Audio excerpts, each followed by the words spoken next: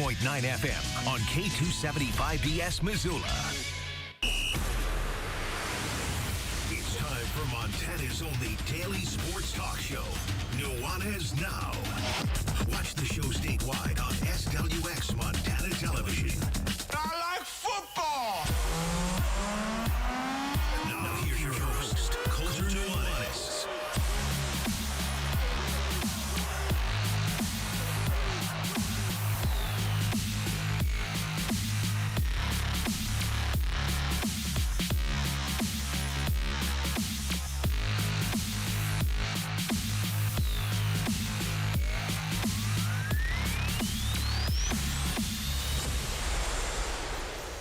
What up, Montana?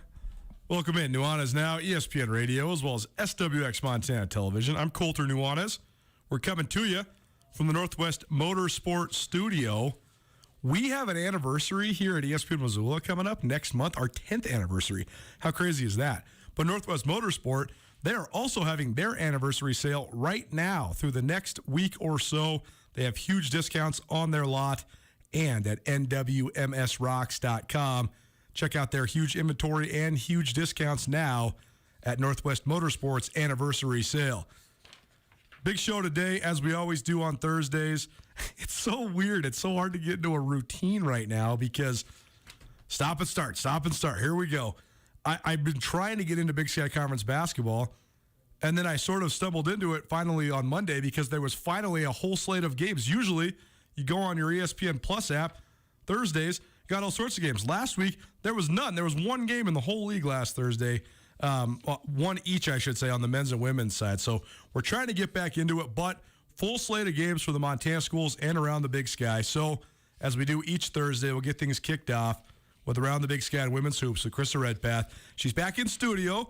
Krista, thank you so much for being here. Good to see you. Thank you, Coulter. It's good to be back. We will also be talking all the way around the wide world of sports with our good friend Carolyn. I gave her a homework assignment. It was reading a profile about her favorite person, Tom Brady.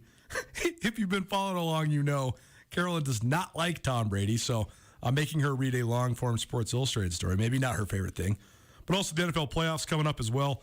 So Brooks Nuanez swung by earlier this week, give us his thoughts on the weekend upcoming, and then we'll talk some men's hoops as well. We've talked a lot of men's hoops throughout this week already. Heard from Danny Sprinkle earlier this week. Also heard from Robbie Beasley from the Montana men's basketball team, and sort of diagnosed the league as a whole for about 45 minutes on Tuesday's show as well.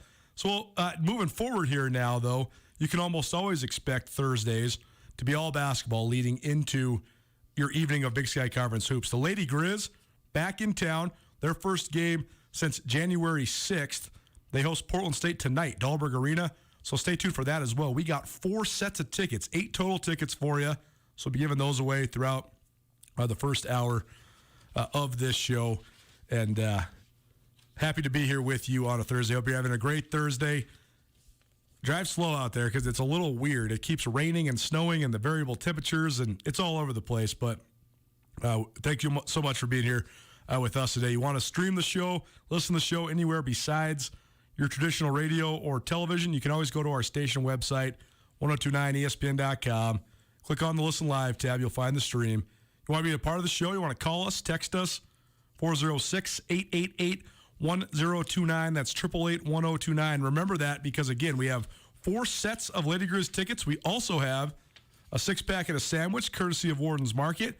And we also have a couple vouchers to the AC Hotel for some brunch and mimosas. Sounds pretty good to me. So keep that number in mind, 406-888-1029. Before we dive into Around the Big Sky and women's hoops, Krista, you're a big San Francisco 49ers fan. There's actually a lot of San Francisco 49er people around here. It makes sense just because of the regionality of it and because for so long the Niners were such a premier franchise. So people of a certain age in Montana, I think, gravitated towards a couple teams. The Broncos and the Niners were kind of the teams of our age demographic. Those are because there wasn't NFL Sunday Ticket and all this stuff. It was like the Niners, the Broncos, the Packers. That's what's on TV. But what do you think of the Niners' run? That was a big win last week over the Cowboys. Really big win. We were going a little crazy in our house. So very excited for Saturday, although Aaron Rodgers, anytime you play Aaron Rodgers, it's scary. I think he's legit. He's a player that you don't want to like, but you just have to. My brother and I talk about this a lot. There's such a strong dichotomy because an athlete as a performer and an athlete as a person are oftentimes two different things. I find myself loving a lot of athletes to watch them and despising listening to them talk. How do you divide it? How do you do it? But then I also wonder, though, we wouldn't know nearly as much about these athletes if it wasn't for the world that we live in right now. If Aaron Rodgers wasn't on a podcast every day, just being so snarky and self-important like he likes to do, then would we really despise him as much? I mean, I don't know. I feel like a lot of these athletes have been sort of the same level of egotistical for all of time. It's just a matter of how much exposure they get now. I mean, and how can you not love like George Kittle with his presence too? So you can see the other side of it is you get to know players that maybe you wouldn't get to know because they're not Aaron Rodgers that's on a podcast every day. Deebo Samuel, oof, he's tough. Coulter. So I think he is. I love him. He is so much fun to watch. And I'm a huge Bosa fan. I'm hoping that he's going to be okay. I don't know for sure, Nick Bosa. But yeah, just excited to be there and hope to go into Green Bay. It's probably going to be freezing at Green Bay. I think it's supposed to be a high of 4. Jeez. That's the other thing, though, that's so interesting, too, because these guys put themselves in a position to be polarizing even if they're not, right? Like, that's just sort of the state of society right now, too, because for all the haters out there that Aaron Rodgers elicits for himself, which are fully justifiable because he is just so arrogant. Tom Brady, same way. But then you have guys like Steph Curry who just couldn't be more nice and cool. I mean, he's just awesome, and he still has haters too. So it's kind of just how it works in the world these days. You're just going to have haters if you're just in the spotlight, I think. Very true. Let's dive into it. Around the Big Sky in women's hoops, the Crystal Red Pass. She is our Big Sky Conference insider. We'll be doing this each week leading up to the Big Sky Conference tournament in Boise, Idaho. This week's Around the Big Sky women's hoops presented by Cloth & Crown. Cloth & Crown is a beautifully curated women's clothing boutique located right here in the heart of the Garden City, downtown Missoula. Selling good taste, quality, and confidence. You will find alluring garments, apothecary, jewelry, and leather, both in-store and online. Visit clothandcrown.com to learn more. And you're probably wearing some Cloth & Crown things right now. I am wearing Cloth & Crown, something designed by Jenna Smith right here, this sweater. Some mother denim.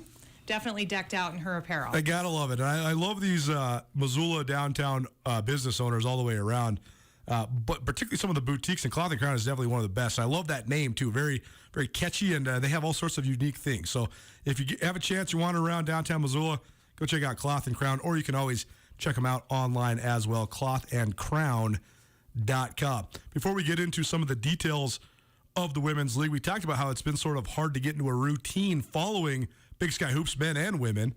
But now here we are in this, I'm not going to say dire situation yet, but it's complicated. It's sort of convoluted because the Big Sky made the decision at the opening of 2022 that games that had been postponed could be rescheduled.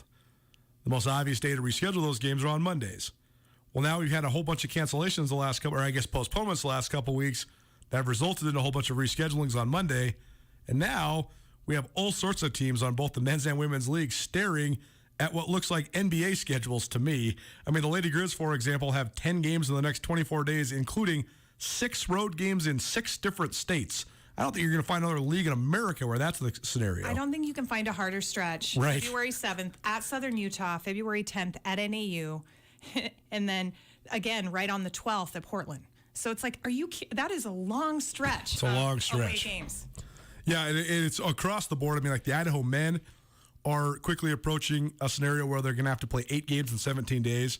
I mean, the infamous 5 games in 9 days that NBA players have to do, every NBA team will tell you the 5 and 9 on the road, that's where you rest your superstars. That's where I mean, it's a scheduled loss by the time you get to the 5th game because you just can't handle it. And these are NBA guys. So I don't really know how college basketball players are going to be able to navigate this. But we're not here to tell you what we should do any better because I don't have a solution.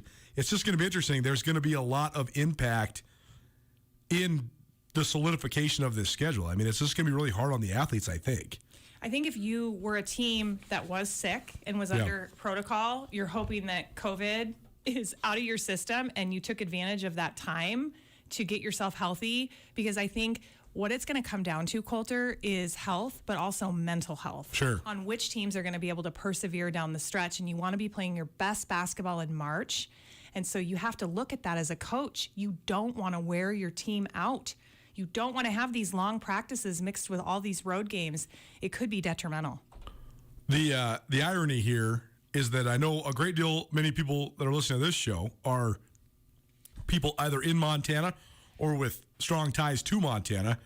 I know basketball fans, particularly of the University of Montana's two teams, have been very vocal in opposition for the neutral site tournament that we have every year. And now we're in year 7, so, no use crying over spilt milk. It's not going anywhere. I could give you all the arguments for why it is the best way to do things, but we won't bore you with that right now. But it is sort of ironic because the fact that every team makes the tournament now, that's actually the ideal scenario for this. Because to me, and I'm not trying to be Debbie Downer, but I don't think that there's any scenario on the earth where all the Big Sky teams play all their conference games before Boise. I think we're going to have something that's going to get pushed aside, which is fine. But I do think that more than any other year, getting ready for and being prepared for the tournament in Boise is going to be the key. Right. I think they're setting it up, too, for an upset. Right, Coulter? Totally. I mean, you have all 11 teams.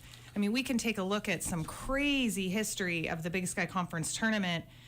The year that Montana State was upset, when they were, that was the first year in Reno. And they were a number 1 seed, and they were upset by a number 9 seed in Idaho State.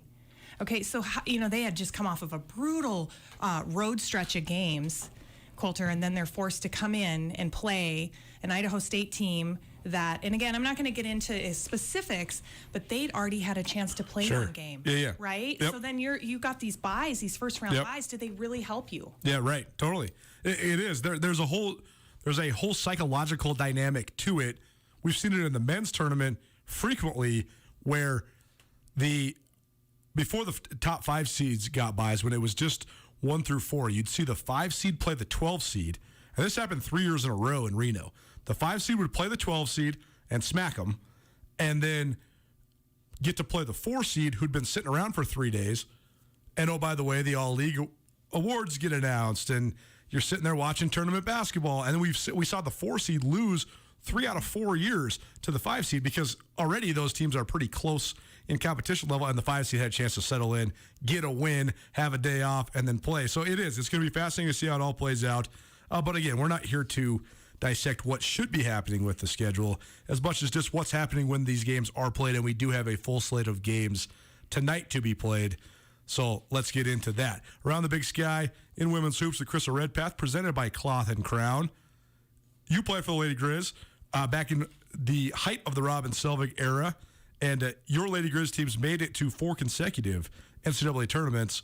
But I have a couple broad questions for you just about the league in general. First of all, when you get in the heart of conference play, I know this is a little different analysis now because all these games are so stacked up, but just broadly, when you get into conference play or the rhythm of conference play, how does it change? How much different is it when you're playing familiar opponents as opposed to maybe non-conference opponents? Well, I definitely think when we had our non-conference opponents, Coulter, back when I was playing, we were looking for a better seeding.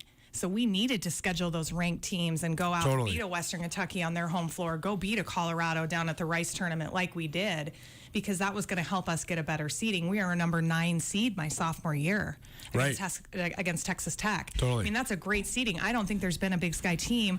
I would look at Northern Colorado was a 10 seed. They were a 10 seed. That was a couple of years ago when Savannah Smith was there. Right, Cami Etheridge was still the head coach. Yep. And that year, they beat the number 25th ranked team in the country, DePaul. They had wins against LSU, BYU. Sure. So those games became more instrumental, in that seeding, and that's what gives you the respect. The landscape in the Big Sky was different back in my day. Sure. Boise State was just leaving. Cal State Northridge was still in the conference. We had some battles with some teams, but I would also say, Coulter, some changes are the veteran leaders in the program with the John Newleys, this Coach Sobolewski's that now are bringing up the Idahos because they've been there for a while. Yeah, that's the other dynamic in the league that I love studying the history of how leagues evolve in every sport. and the way that certain teams or programs can have success, then they become pace setters, and oftentimes either the way that you derail the team that's leading the way is to either copy them and figure out a way to do it better, or go completely opposite of them. Like you look at Big Sky Conference football, the Grizz were running the ball down everybody's throat. So what did Eastern Washington decide to do? Go get the best quarterback that they possibly could and throw the ball a million times a game. The sort of pendulum swings, the yin and yang, that's very much true in the Big Sky Conference in women's basketball. Robin Selvig was the godfather of the league for almost 4 decades. And the Lady Grizz did it with one of the most tried and true formulas you'll ever see. Out-rebound your opponent, hold them under 35% shooting, play tough-nosed defense. It doesn't matter if we score 50 or 100. We're going to take care of the things we can control. His vaunted zone and just his ability to get the most out of his players from a toughness perspective, unparalleled in this league.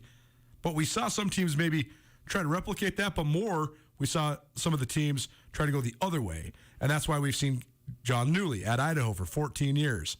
So many three-point shooters. Trisha Binford running a wide-open spread offense, trying to beat the zone, the vaunted Selvig zone in a different form or fashion.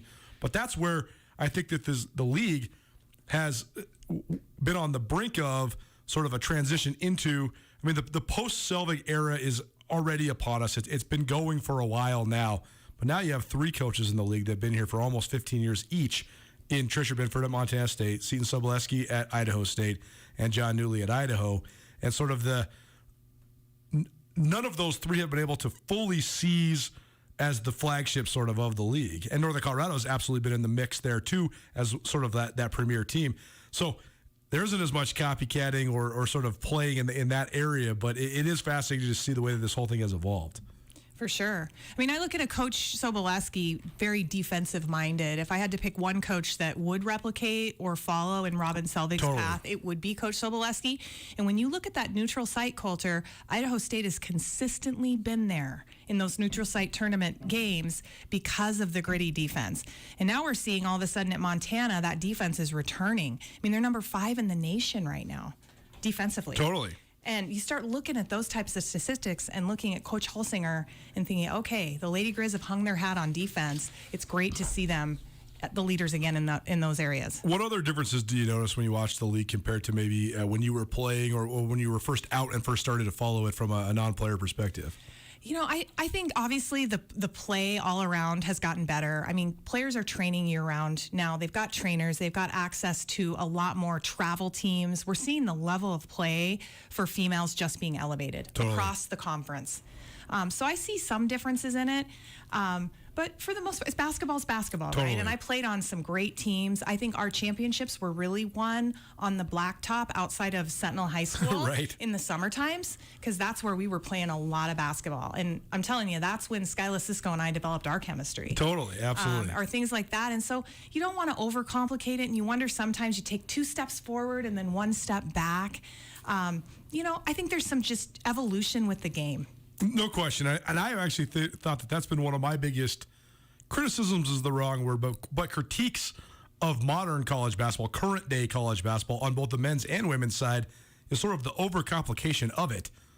The defenses are just so intricate. People are changing defensive sets on every possession, but the offensive sets are crazy too. But I think that's the place where actually the women's game is taking the biggest step, is how proficient some of the best women's basketball teams can run their offensive sets. I see much better offensive execution in the women's game than in the men's game at this current point. And I think that's what makes it so much more visually appealing than it ever has been. And it's played below the rim. Right. There's something about, men's basketball, you just jump up and slam. Women have to make good passes. They're not going to have that athleticism that is going to have the game be above the rim. It's more fundamental. It's such a good point, because I think that one of the biggest hurdles that women's basketball had from a consumer perspective for so long was just comparing it directly to the men's game. And haters would just say, well, it's just boring. They play below the rim. Once it was accepted that the game is played below the rim, I actually think it's developed into a distinctly different sport than what men's college basketball is. And in my personal opinion, actually significantly better if you're a basketball purist. I think it's more authentic. I do think that you look at Montana, Lady Grizz basketball, that's their own brand. They built that here. The fans are different. They came to watch a certain style of play. And you look at it, it's just different fan environments, Totally. different games. It's so funny because we have a couple new photographers helping us out, and one of whom is a female, and she had never been to any Lady Grizz stuff, and she shot a couple men's games and then shot a couple women's games. And after the women's game, she was like, I just think it's so interesting. Those fans are so crazy. And I was like, oh, no, this isn't a new phenomenon. This has been going on for like 4 decades. And but welcome to the jungle. You know, I loved hearing her say it and reinforcing what we've always known to be true. Around the Big Sky and Women's Hoops at Krista Redpath is presented by Cloth and Crown. Cloth and Crown's a great boutique downtown in Missoula. And Krista, I know that you know the owner and founder of Cloth and Crown very well. And I know you said they have a great sort of backstory on how they started this whole journey as a downtown boutique owner here in the Garden City. So go ahead and tell it. What's sort of the backstory of Cloth and Crown? Well, I love the story of Jenna Smith, who's the owner. She grew up in Kauai, in Hawaii, raised by a single mom and with her sister. And I think things were tight, obviously financially. And so she did a lot of thrifting and making of her own clothes. And that's where she really got interested in fashion. She went to fashion school at the University of Hawaii and received her degree in apparel product design and merchandising. And then she had a boyfriend who's a 5th-generation Montanan, and they made the move back to Missoula. And Cloth and Crown was born just a couple years later, and they're going to celebrate their 12th anniversary next month, Coulter, which is quite an accomplishment to run a boutique in downtown Missoula with all the ups and downs with the economy. She has 3 daughters also, and it's just really admirable that she's been able to build this business. Gotta love it. That's what makes Missoula and Montana so great, is just people with dreams and aspirations that want to make it happen in a great place like the Garden City and a great place like the Treasure State. So very cool. Cloth and Crown, proud presenter of this week's Around the Big Sky in Women's Hoops. Let's talk some Lady Grizz. Montana hosts Portland State tonight, 7 p.m., Dahlberg Arena. You want to go? Call us right now, 406-888-1029. That's 888-1029. We got tickets for you. Call us right now, 406-888-1029. And we'll just go caller number 1. We got 2 tickets to the Lady Grizz game against Portland State tonight. Lady Grizz are back home for the first time in a while. They're also just playing for the first time in a long time. This is their first game since January 6th, and only their, I guess, third game of 2020. So it's been sort of hard to analyze this team because we haven't seen much of them in Big Sky play recently. Right now, 14 games into the Brian Holsinger era, where are we at with the Lady Grizz? What's your biggest question mark right now that stands within the program? Well, I think question mark is consistency on the offensive end. But I want to back up just for a minute and just say how much I really like this Montana roster. And how exciting it is when I look at every single position. You get fired up, Coulter. Yep. Because from the guard play of Sophia Stiles and Sammy Fatkin, who are leading the way, to Heward, who is a freshman coming in, mixing in with this starting lineup, to Carmen G. Feller and Abby Anderson underneath. It's very exciting when you look at the potential, and they're also deep. They're taking a couple players off the bench, and Danny Barsh, Katarina Chinake also coming off the bench now. It's just very exciting. But I think if you're Coach Holsinger, you're looking for that consistency offensively. But isn't every coach? No question. And I think that's like one of the main carryovers of Robin Selvig's influence, not only on the University of Montana, but a Big Sky Conference basketball on the women's side, as well as throughout the West as well. I mean, when I was a young reporter and I was working at the school newspaper, that was my first beat. And I used to interview Coach Selvig every week. And I would ask him all these intricate statistical questions. And in typical Robin fashion, he'd be like, Coulter, you're making this way too complicated. He said, if we hold our opponent under 35% and we win the rebounding margin by 5 or more, we're going to win. I don't care about this or that or how many threes they shoot or how many threes we're going to shoot. If we just win the rebounding margin and they shoot less than 35%, we will win. He said, just write that every week, and that's what I'm going to tell you. And it is true. And like you say, everybody's looking for their offensive efficiency to come along. But if you're giving up 35% shooting or less and you're giving up low point totals like the Lady Grizz are, that's a good place to start. Coach Holsinger likes that defensive pressure, right? Yep. Right? He likes to have players get up in and take away passing lanes and make it challenging for teams to get comfortable in their offense. It's almost like a disruption, right? Yep. Playing Portland State tonight, it's going to be interesting. Portland State, if I were to flip it and look at Coach Greg, I would say that they have been getting consistently out-rebounded. Right. And so this could be a Not a good thing for them against a Montana team that's strong underneath. I mean, you take a look at Sophia Stiles. She's averaging 6.7 rebounds a game. She's the best rebounding guard in the league right now. Best rebounding guard. I mean, her stat line across the board is great, but she's also rebounding the basketball in addition to Carmen G. Feller and Abby Anderson. So if you are Portland State, you are thinking about that. You're thinking, we've got to make sure that we box out and get on the glass. The other point which you touched on there is that you like the roster, and so much of the roster is returning players from what we've seen with the Lady Grizz the last several years. And I think that's the other part that seems striking to me, and is one of my biggest criticisms before Brian Holsinger took over, was just sort of the sporadic nature in which roles were being defined or lack thereof, and the sporadic nature of rotations or lack thereof. Now it seems like it's a lot more structured and a lot more. It's being communicated a lot better. He is going to play his starters the majority of the time. Yep. He's going to go 2 more deep that he's going to take off the bench, which would be a Danny Barsh and now a Katarina Chineke. Yep. Okay, and then you've got the Kylie Frolicks and the Kendall Kellers. Kendall Keller's not getting as many minutes this year. I think her future is very bright for the Lady Grizz, but she's just not there this year. He's made it very clear how he's going to play his players this year. So there are no questions as a player, Coulter. I mean, I think that's one thing about Robin Selvig that was so, it was a comfort in a way that you earned your spot, and then he didn't play around with rotations a lot. You just had to continue to earn it, but he didn't pull you. You knew how many minutes you were going to play. I think that there is something to be said about that consistency. I also think that it's pretty clear that unless you are an exceptional talent, which Haley Hewitt is an exceptional talent. She was a 4-star recruit coming out of Valor Christian High School and a really good get for Montana. But unless you are, you sort of have to bide your time and cut your teeth. And that's how it always was at Montana and also across the league. And a great testament to some of the other coaches in the Big Sky that have brought in impact freshmen. I mean, John Newley is probably the one that comes to mind first because he brought in such impact freshmen. I mean, Michaela Friend's one of the best players in the league the day she stepped on the campus at Idaho. Taylor Pierce, no question. Coaching for Coach Newley. No question. And Darian White, a couple years ago at Montana State, was just such an impact player right away, too. But that's not the norm. And I think that it's proving true right now at Montana that Coach Holsinger is putting a high priority on his veteran players as well. Right. I do think you take a look at it. I mean, I'm not going to digress too much, but a Darian White comes into Montana State, Coulter, and she comes into a very veteran team. And so sometimes I think you bring these players in, they just fit in the right timing with these programs, right? And you take a look at Montana, talk about Haley Hewitt. Coach Holsinger has her in the starting lineup because she's got height, right? Yep. She's 6'1". And can shoot it. And she can shoot it. So he's hoping that it's going to create some offensive momentum right out of the chute for Montana. And he thinks that's going to give them a better shot in the opening quarter of the game. Around the Big Sky Women's Hoops, the Crystal Redpath, presented by Cloth and Crown this week. Proud to have Cloth and Crown as a presenting sponsor here on ESPN Radio. You're listening to Nuanez now. Montana, their last time out, by the way, I mentioned January 6th. There was a 68-50 win over Eastern Washington. We'll talk about Eastern a little bit later on in the show because they have broken through a little bit the last couple of weeks, got their first 2 conference victories this last weekend. So we'll talk about the Eagles a little bit later on.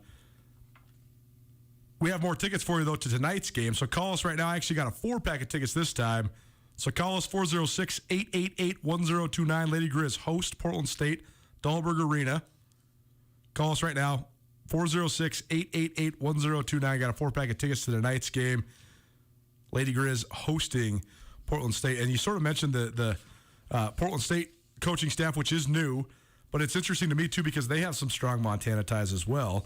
Because Chelsea Gregg played college ball, or I guess started her college coaching career, at the University of Great Falls. Her husband is one of her head assistants, also has ties to University of Great Falls, which is now the University of Providence. And so some Montana flavor on the Portland State bench tonight here in Missoula. Sure, there might be some people making the drive over from Great Falls, Coulter. Totally. I mean, I know one of my buddies who's here in Missoula, he played hoops at Great Falls, and he knows the Greggs very well. So I think that he's going to be going to the game, say what's up to those guys. So, yeah, I mean, I think that there probably is some people that'll be there in support of both squads tonight at Dahlberg Arena. And you take a look at Chelsea Gregg. I mean, they have had a rough go, Portland State. When you look at their cancellations and COVID stops and starts, they're a program that you just have to take a look at and think they have been most affected. Totally.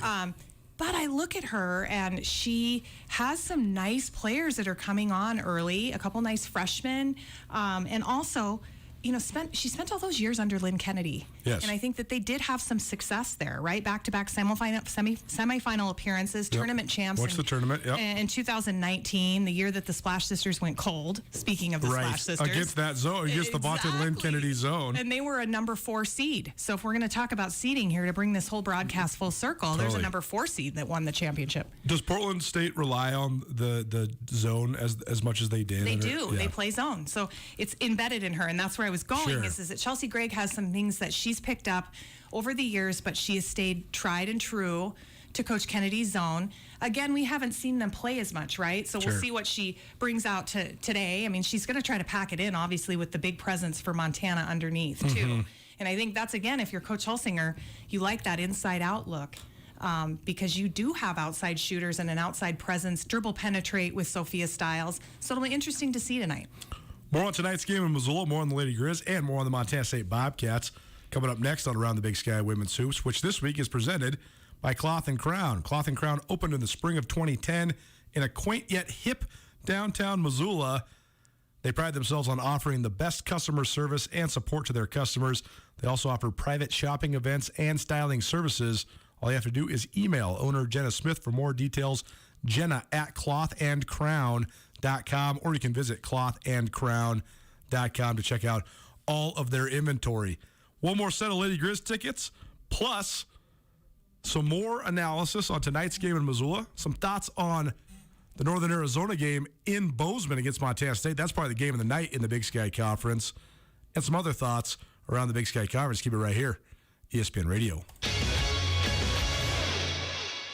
Paul Ryan is a name that's been synonymous with law around the Garden City for decades. And Paul is excited to announce the expansion of his firm to Ryan, Holloway & Miller. Paul Ryan, Nate Holloway, and Angie Miller have a fierce love for their community, and they want to help you with any of your legal needs. From auto accidents to medical malpractice to wrongful death or any criminal defense, Ryan, Holloway & Miller should be your first call. When it comes to personal injury or criminal defense, call Ryan, Holloway & Miller today. Ryan, Holloway & Miller, your Montana attorneys.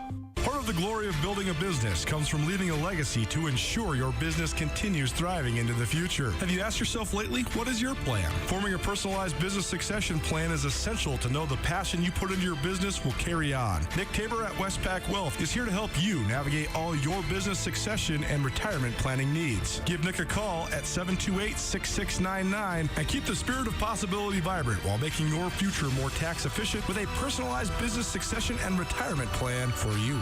Is 2022 the year you're finally ready to step up your hair game? If you're not sure where to go, look no farther than Compass Barbershop, a modern barbershop for everyone, where they can help you find a style that's right for you. Offering precision scissor cuts and fades in a unique and inclusive atmosphere, Compass Barbershop has it all, including convenient online booking at compassbarber.com. Step up your hair game in 2022. Find your way to Compass Barbershop, downtown on the Hip Strip, at the corner of modern and retro.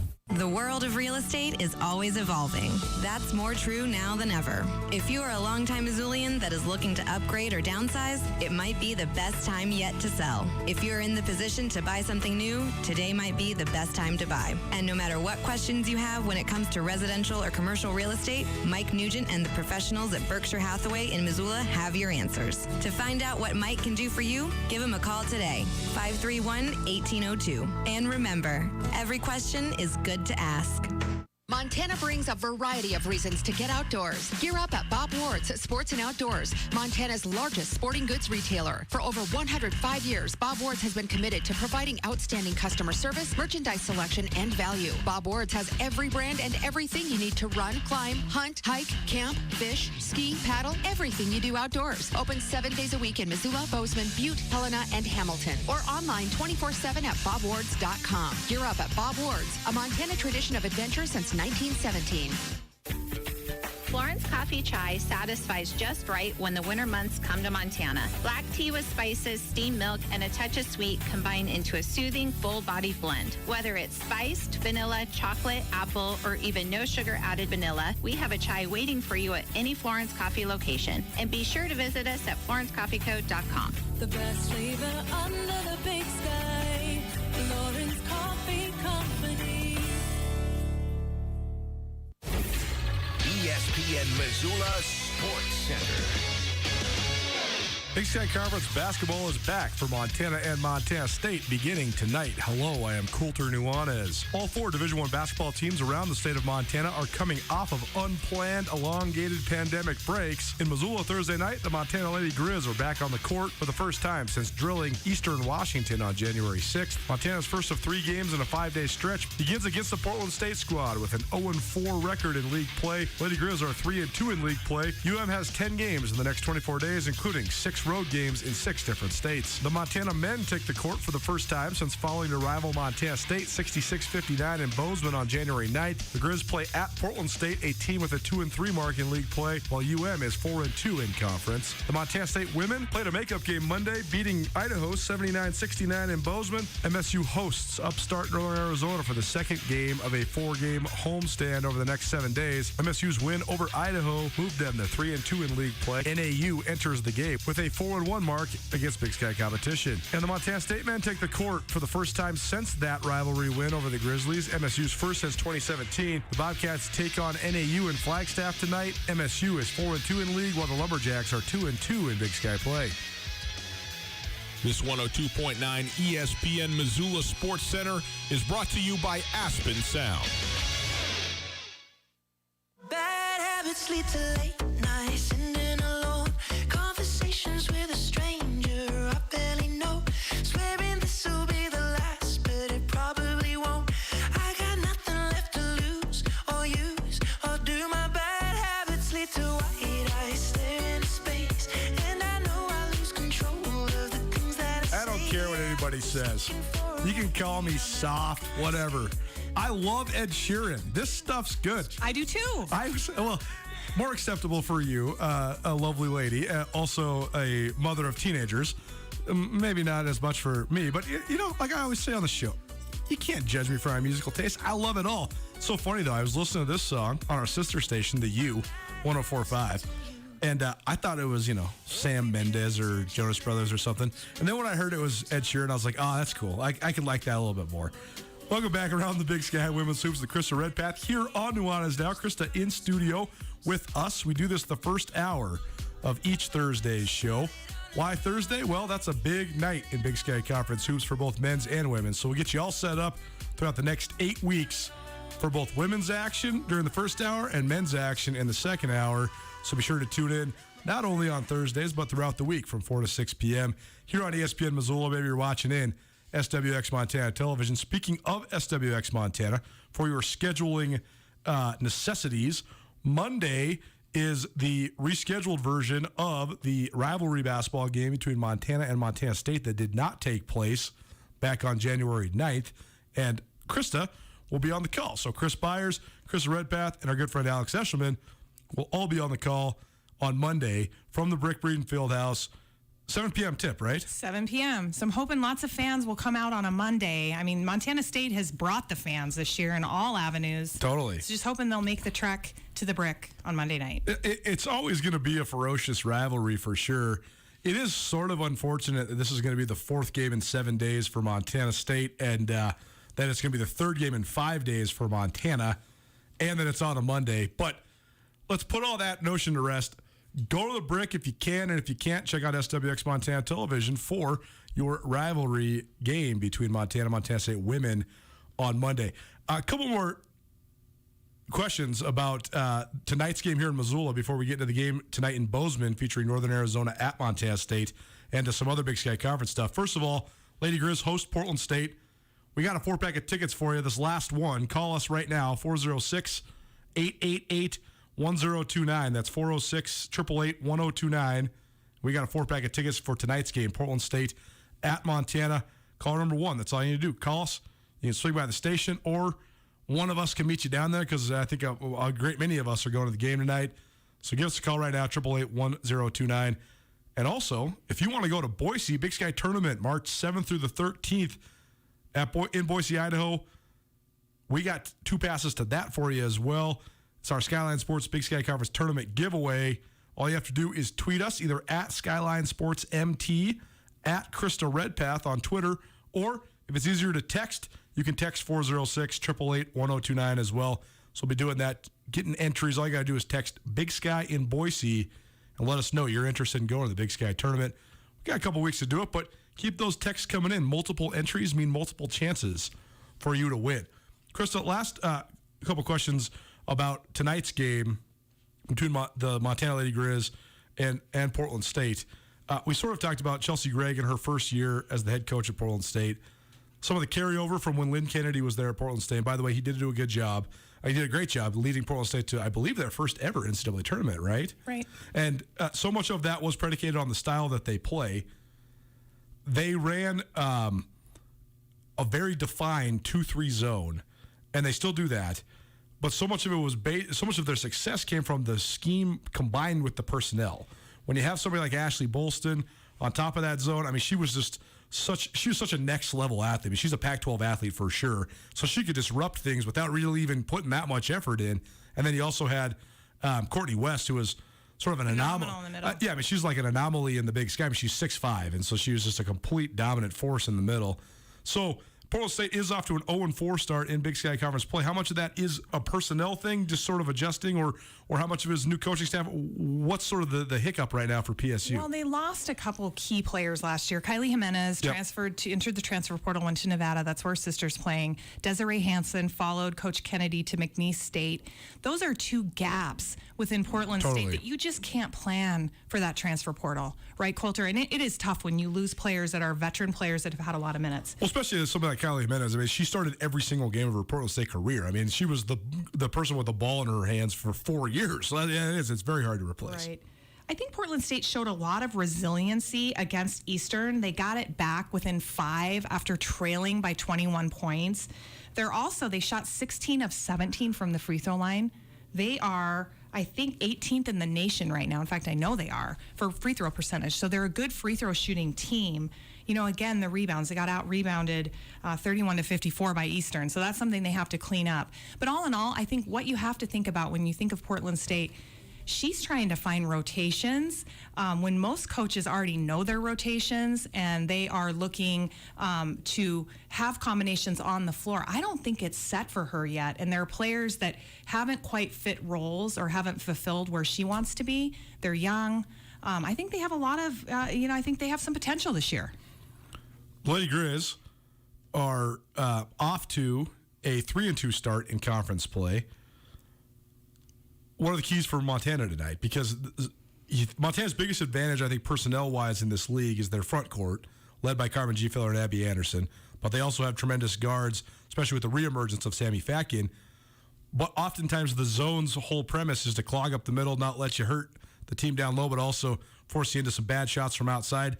What's the key for Montana tonight? Well, you just nailed it right there in that, Portland State is going to look to try to rush and have you take a shot that is an okay shot. Sure. And so I think if you're Montana, you need to pass up good shots for great shots. You need to use that shot clock.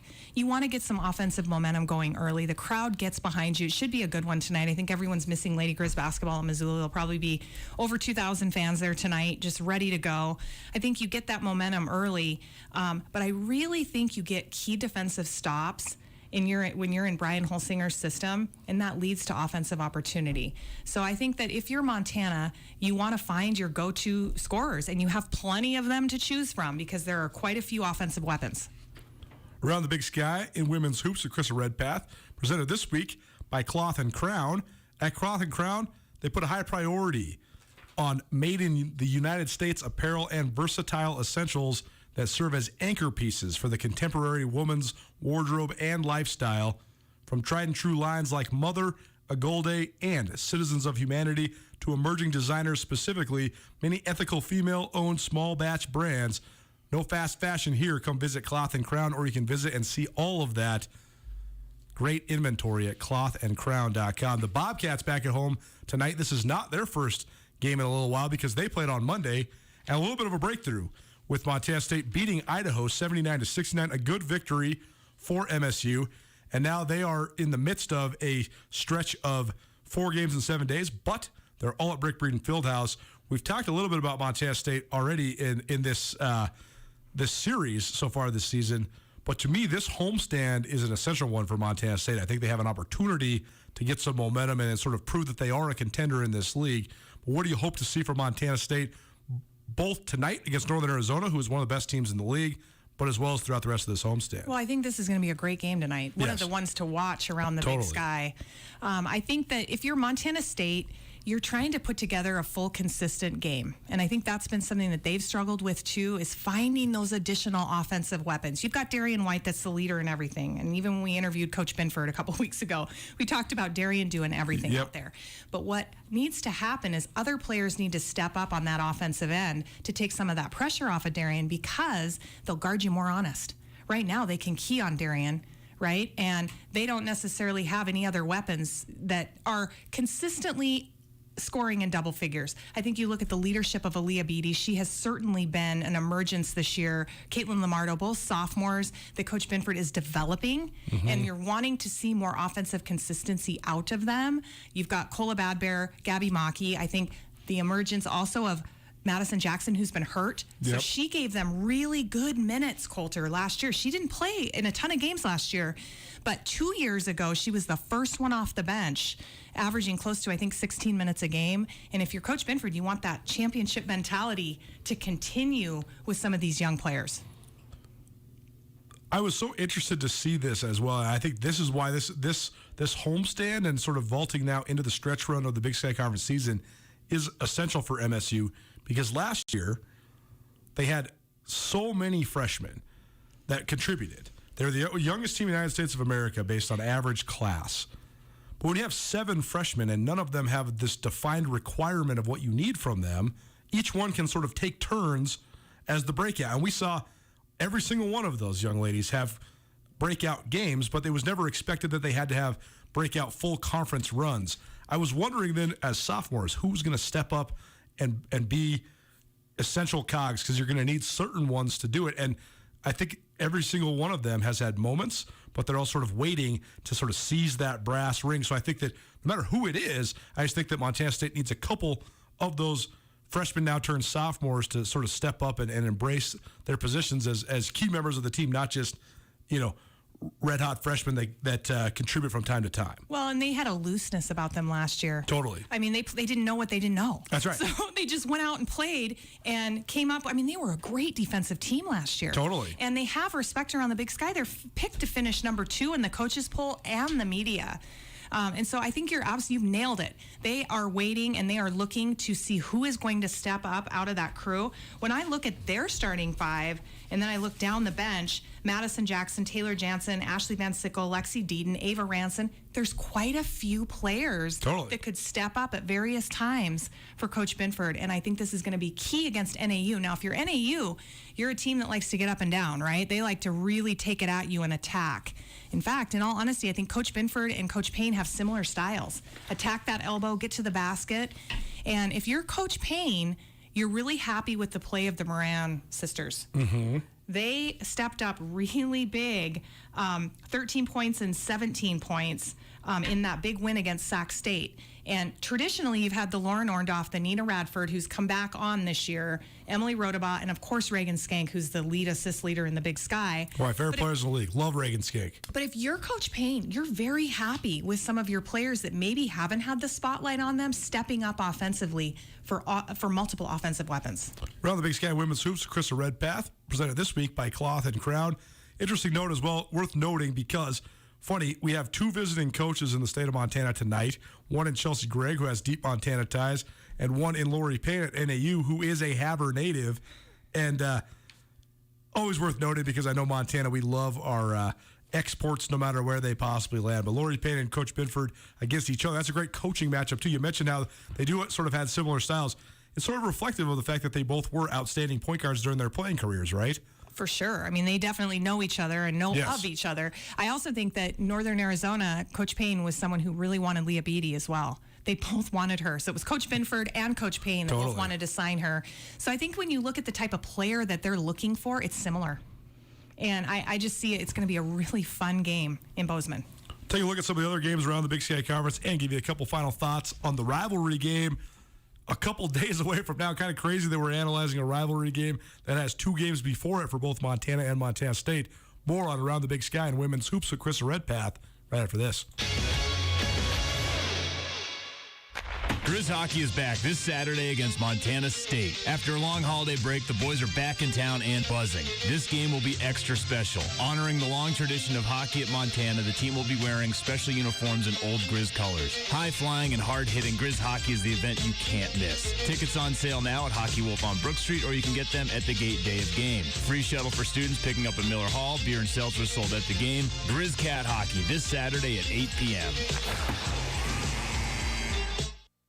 Hi there, it's Les Schwab Tires, introducing the new Backcountry AT2 for a quieter ride with improved performance in wet conditions. Because when it comes to keeping your family safe on the road this winter, the right tires help you feel prepared for anything. Mom? Mom? Hey, Mom. Well, almost anything. Plus, save up to $130 when you buy Quatrack tires with financing. Les Schwab Tires. Limited time offer. Terms and conditions apply. See leschwab.com/sale for details. Are you letting pain, stiffness, balance problems, or headaches keep you from what you love doing? Are you suffering from a sports injury, work-related injury? Were you in a car accident? Or are you just down and out? Then call Peak Performance Physical Therapy right away for your free injury consultation. That's right, free injury consultation. We want you to have a better understanding of your injury. We will give you guidance as to whether physical therapy will help. Peak Performance Physical Therapy is committed to getting you back to your peak performance in record time. Physical therapy will help speed up your recovery process, empower you to treat the cause of your pain, and get you back to what you love doing. This is Jill Olson, owner of Peak Performance Physical Therapy. We are located by Southgate Mall. Call for an appointment today. Don't detain your healing any longer. Call 542-0808. That's 542-0808.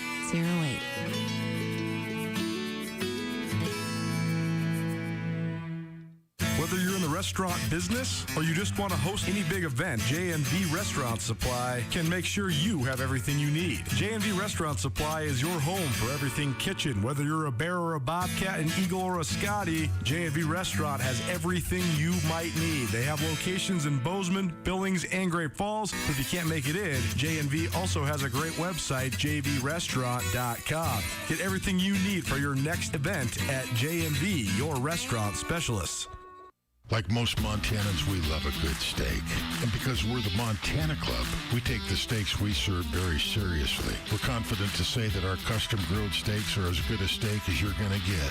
Now we're proud to add regularly sourced, naturally raised Castle Rock bison ribeye to our selection. And remember, the Montana Club steak entrees include the sides. Come into the Montana Club today for an unrivaled steak experience. The Montana Club on Brooks and North Reserve, Missoula. It's Nuanez now on 102.9 ESPN Missoula. Watch the show statewide on SWX Montana Television. From my mind, yeah.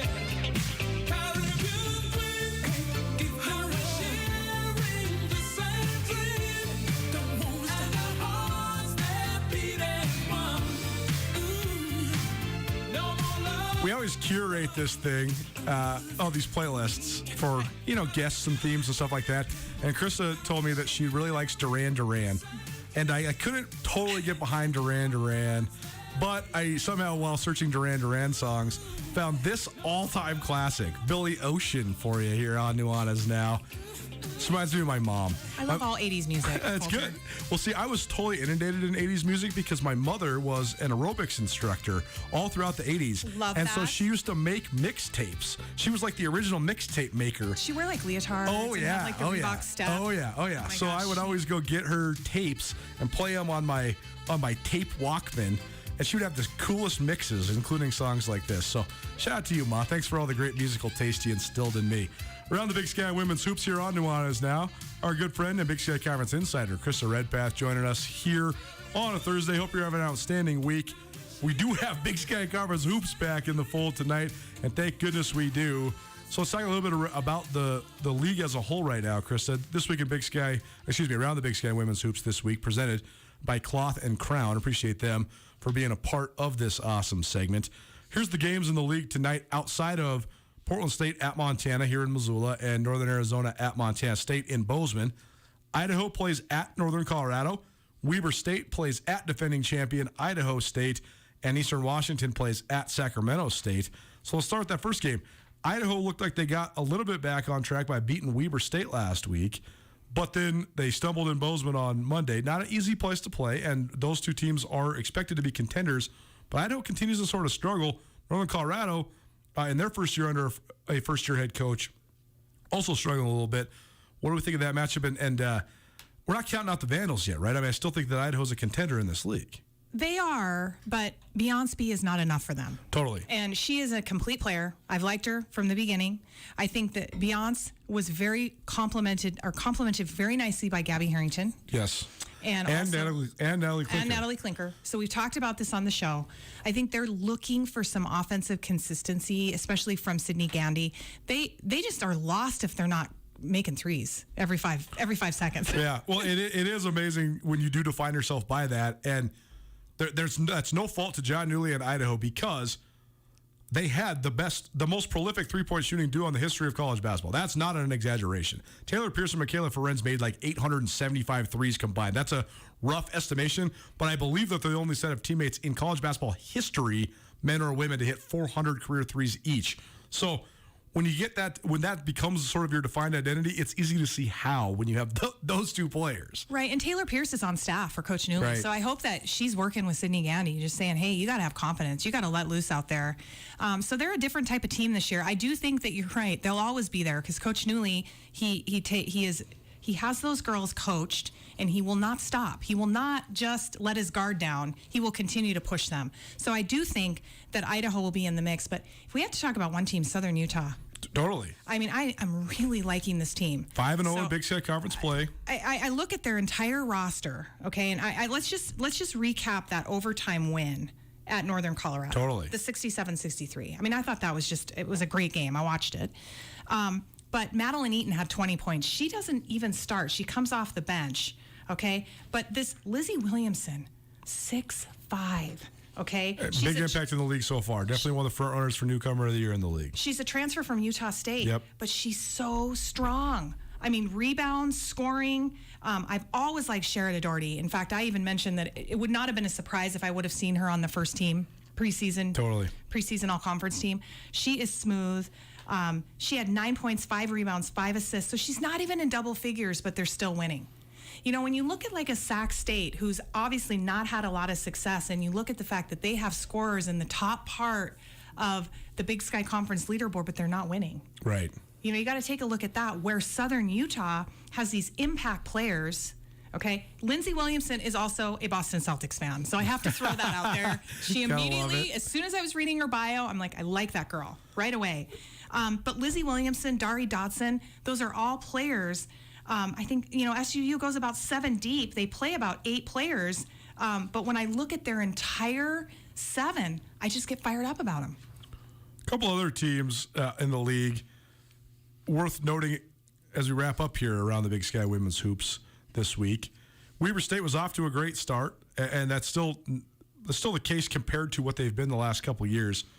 They swept the Montana schools a couple weeks back, but then they stubbed their toe last week, and they lost to both Idaho and Eastern Washington, and now they get the reward of playing in Pocatello against the defending league champs. But how important is it for Weber State to stop the bleeding's too dramatic of a phrase, but I mean, how important is it for Weber State to sort of get back on track here if they are going to be a team on the rise? Well, Weber State commanded everyone's presence when they beat both Montana and Montana State. Totally. I mean, you beat both of those teams at home. You are going to open up eyes around the conference.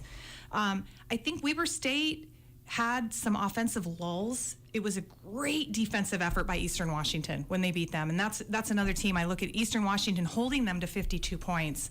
Eastern Washington finally got their 2 wins. Yep. Okay, under head coach Jody Gleason, first year. They've got a lot of newcomers, Coulter. But Jacinda Buckley and Jadia Martin have been 2 players that I really feel have been consistently able to produce for them. And then there's that question mark of Aaliyah Alexander with injuries if she comes back into the mix. So Eastern Washington has played the least amount of games too. 2-4. They're a team like Northern Colorado. They've had lots of disruptions with COVID, but they're another team that you could see come on strong. Around the Big Sky Women's Hoops with Krista Redpath. This week is presented by Cloth & Crown. Cloth & Crown, a beautifully curated women's clothing boutique located in downtown Missoula, selling good taste, quality, and confidence. You'll find alluring garments, apothecary, and jewelry and leather, both in-store and online. Visit clothandcrown.com to learn more. Krista's wardrobe presented by Cloth and Crown today as well. And to bring it full circle, though, Krista, all the games in the league, when you're in league play, are important, but all eyes are going to be on the state of Montana this week because, first of all, Lori Payne continues to do an exceptional job in Northern Arizona. They are certainly a contender right now in the conference. They're in Bozeman tonight. They're in Missoula on Saturday. But then, of course, it'll come all the way back around for a rivalry game on Monday, which you can find here on SWX Montana Television, 7 p.m. on Monday. Chris Byers, Krista Redpath, and our other good friend, Alex Eshelman, all on the call from Bozeman on Monday. And so I do think this is we're going to have a lot more to analyze just in terms of sort of the hierarchy and the power rankings in this league coming out of this weekend. Well, and I also think anytime you have a rivalry game, totally. Montana has not had a lot of success down in Bozeman. The last time they won was in 2014 in the Brick. Trust me, Coach Binford's keeping track. And so I think it'll be really interesting to go down there. I also think, the last time the Lady Grizz actually beat Montana State was in 2018 here at Dahlberg. So I think you have some players that are going to be looking to knock that dust off and get a win down in Bozeman. And I think it should be a great environment in the Brick. 3 games in Montana in the next 5 days for these teams. 2 in Missoula for the Lady Grizz, and then a trip to Bozeman, and 3 in a row for Montana State. We'll give you a recap of all the action next week on Around the Big Sky in women's hoops. Really appreciate Cloth and Crown for being the presenting sponsor of Around the Big Sky with Krista Redpath. You can visit them, Downtown Boutique in Missoula, or you can visit clothandcrown.com. We'll be back at it next week for Around the Big Sky women's hoops at 4 o'clock on Thursday. So we'll see you then. Krista, thank you so much for swinging by. Thank you, Coulter. Hour 1 in the books. Hour 2 coming at you. I gave Carolyn a homework assignment. She hated it. She'll tell you all about why Tom Brady shouldn't be the sports person of the year. We're also going to talk some NFL playoffs and some Big Sky Conference men's hoops. Keep it right here. ESPN Radio. Paul Ryan is a name that's been synonymous with law around the Garden City for decades. And Paul is excited to announce the expansion of his firm to Ryan, Holloway, and Miller. Paul Ryan, Nate Holloway, and Angie Miller have a fierce love for their community, and they want to help you with any of your legal needs. From auto accidents to medical malpractice to wrongful death or any criminal defense, Ryan, Holloway, and Miller should be your first call. When it comes to personal injury or criminal defense, call Ryan, Holloway, and Miller today. Ryan, Holloway, and Miller, your Montana attorneys.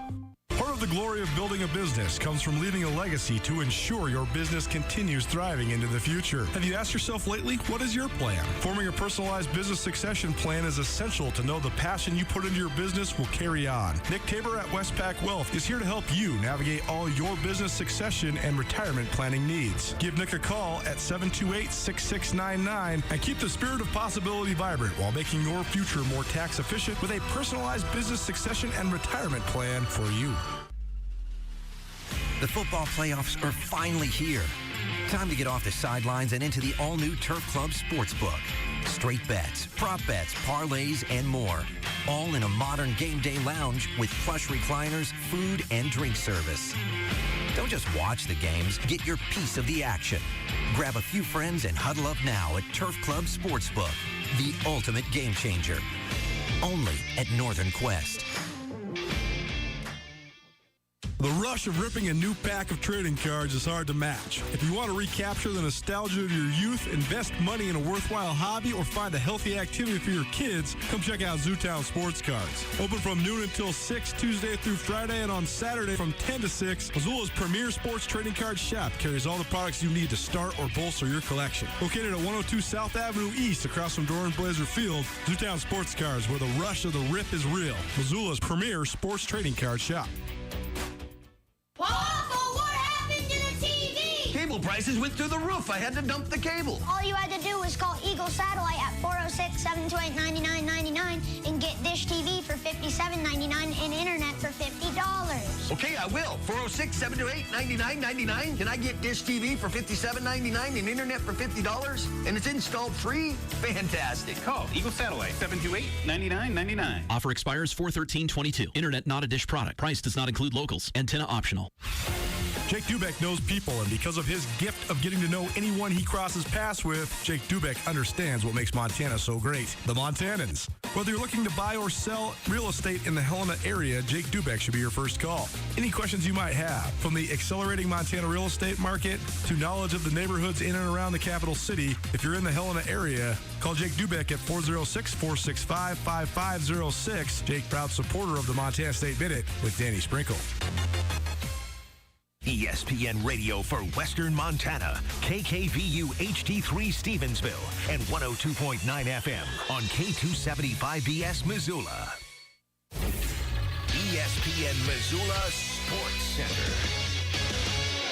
Big Sky Conference basketball is back for Montana and Montana State beginning tonight. Hello, I am Coulter Nuanez. All 4 Division I basketball teams around the state of Montana are coming off of unplanned, elongated pandemic breaks. In Missoula Thursday night, the Montana Lady Grizz are back on the court for the first time since drilling Eastern Washington on January 6th. Montana's first of 3 games in a 5-day stretch begins against the Portland State squad with an 0-4 record in league play. Lady Grizz are 3-2 in league play. UM has 10 games in the next 24 days, including 6 road games in 6 different states. The Montana men take the court for the first time since falling to rival Montana State 66-59 in Bozeman on January 9th. The Grizz play at Portland State, a team with a 2-3 mark in league play, while UM is 4-2 in conference. The Montana State women played a makeup game Monday, beating Idaho 79-69 in Bozeman. MSU hosts upstart Northern Arizona for the second game of a 4-game homestand over the next 7 days. MSU's win over Idaho moved them to 3-2 in league play. NAU enters the game with a 4-1 mark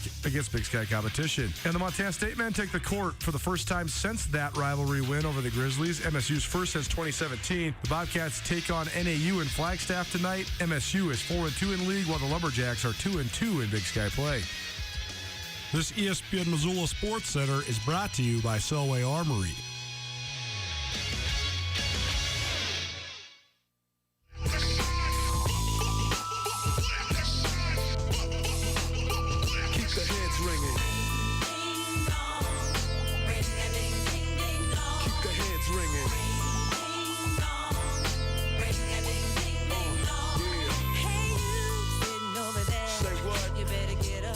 Once upon a time, the soundtrack to a movie sometimes had more hype than the actual movie.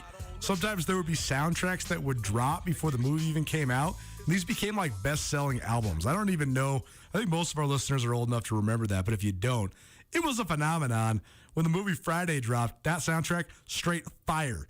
Dr. Dre, here on your Thursday. Welcome back. Nuanez Now, ESPN Radio, as well as SWX Montana Television. I'm Coulter Nuanez, and we are coming to you from the Northwest Motorsport Studio. Northwest Motorsport having their anniversary sale now with huge discounts on their lot, and by visiting nwmsrocks.com, you can check out their huge inventory and huge discounts right now at Northwest Motorsport's anniversary sale. You missed anything the first hour of the show? Around the Big Sky and Women's Hoops with Krista Redpath, presented by Cloth and Crown. Appreciate Krista, our Big Sky Conference insider, for coming in and setting the stage for you for tonight's games between the Lady Grizz and Portland State here in Missoula, the Montana State Bobcats, and Northern Arizona in Bozeman, and some of the other games around the Big Sky Conference. You can find all of that conversation on the Nuanez Now podcast, which is proudly presented by Sportsbet Montana. That was Carolyn's new intro song. Why? Well, happy Thursday. I know that it's your favorite part of your Thursday when you get to hear from your good friend Carolyn, although there's all sorts of great parts of Thursdays now here on Nuanez Now, ESPN Radio, as well as SWX Montana Television. But the Chicken Does No Sports, certainly one of our favorite segments around here, and we've ramped it up in 2022. Now, me, the host of this show, and Carolyn, the contributing guest, I've been assigning her homework, and she almost completed it, which is actually more than I expected. How did you enjoy your assignment? It was so stupid. So, I've been trying to explain what the dynamic of what I think of this. Tom Brady was named Sports Illustrated Sports Person of the Year. Sports Illustrated is one of the most influential things in my life. I started getting Sports Illustrated weekly when I was like 8.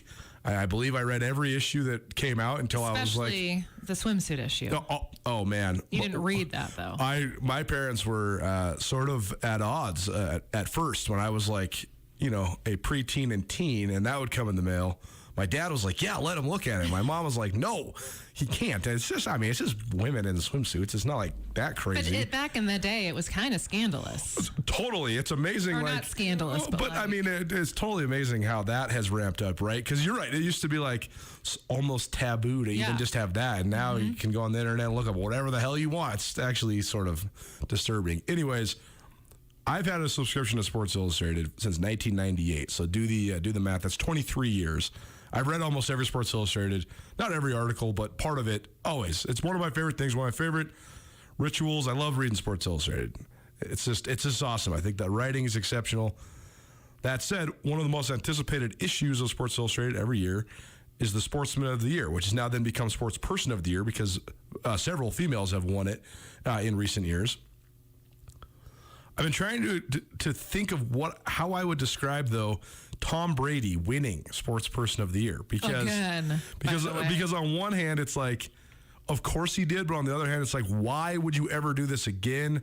Isn't there someone else out there that's better than this? Just in terms of like the humanitarian and relatability elements, I don't know where I'm at about it. But the article about Tom Brady for Sports Person of the Year was fascinating, primarily because it was a really long article that had a whole bunch of stuff that I hadn't really ever read. I mean, everybody that's followed the story now, they know. Pick 199 in the draft, 6th-round draft pick, looks terrible with his shirt off, slow, bad athlete, whatever. And now he's got this reverse aging, whatever. Everybody knows all the cliff notes. But they did a good job of revealing some of the current stuff that maybe I wasn't aware of. Anyways, you read part of the article and you hated it? Well, I couldn't sleep, so I thought this will put me to sleep. Okay. I'm just kidding. I couldn't read it. I tried. I really did. It to me is like, hey, how much more can we kiss Tom Brady's butt? Yeah. There's certainly that. It just, bleh. So, I'm sorry. I didn't finish my homework. I mean, it is a fluff profile about a superstar, not necessarily like one of my best professors in journalism school when we were learning and studying and honing in feature writing, he said, the art of feature writing is finding the central conflict of someone's life and then hashing out how it influences their path through the world. This was not that sort of profile. It wasn't about the central conflict of Brady's life, other than his battle against Father Time. It was well written. It also was, though, not necessarily dissecting any of the layers of Tom Brady, other than the ones that are glorified to such a huge extent. It was fascinating, though, just in terms of the balance of aging and all that. But how far did you get into it? I don't even know.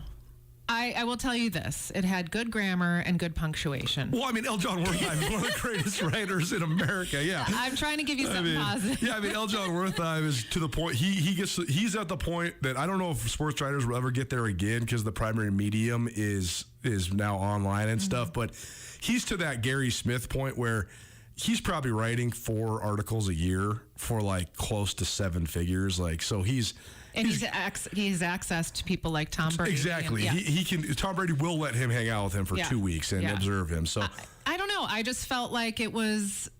We all know. We know Tom Brady's old. He's amazing at his game. He's probably going to play for 10 more years. He obviously made a deal with the devil. We all know this stuff. Let's find someone maybe a little more obscure. Let's find someone who's doing really great things for their communities. Sure. Things like that. Totally. I was struck by the last paragraph of this, and I'll just read it to you because I thought it was good writing. I don't necessarily know if I agree with it through the lens of Tom Brady, but it was a good wrap on this story. It says, so here's a man and a sports person for all time, and for this time, and as aging does its thing, as mitochondria begins to deteriorate and the moral coils begin to unwind, Tom Brady comes bearing lessons for us all about contouring and distorting time, if not stopping it altogether. Balance and routine with new adventure. That is the key. Even more than anatomy, it's attitude and character that shape destiny. Head off into the sun, not the sunset. And if we hydrate and eat right, so much better.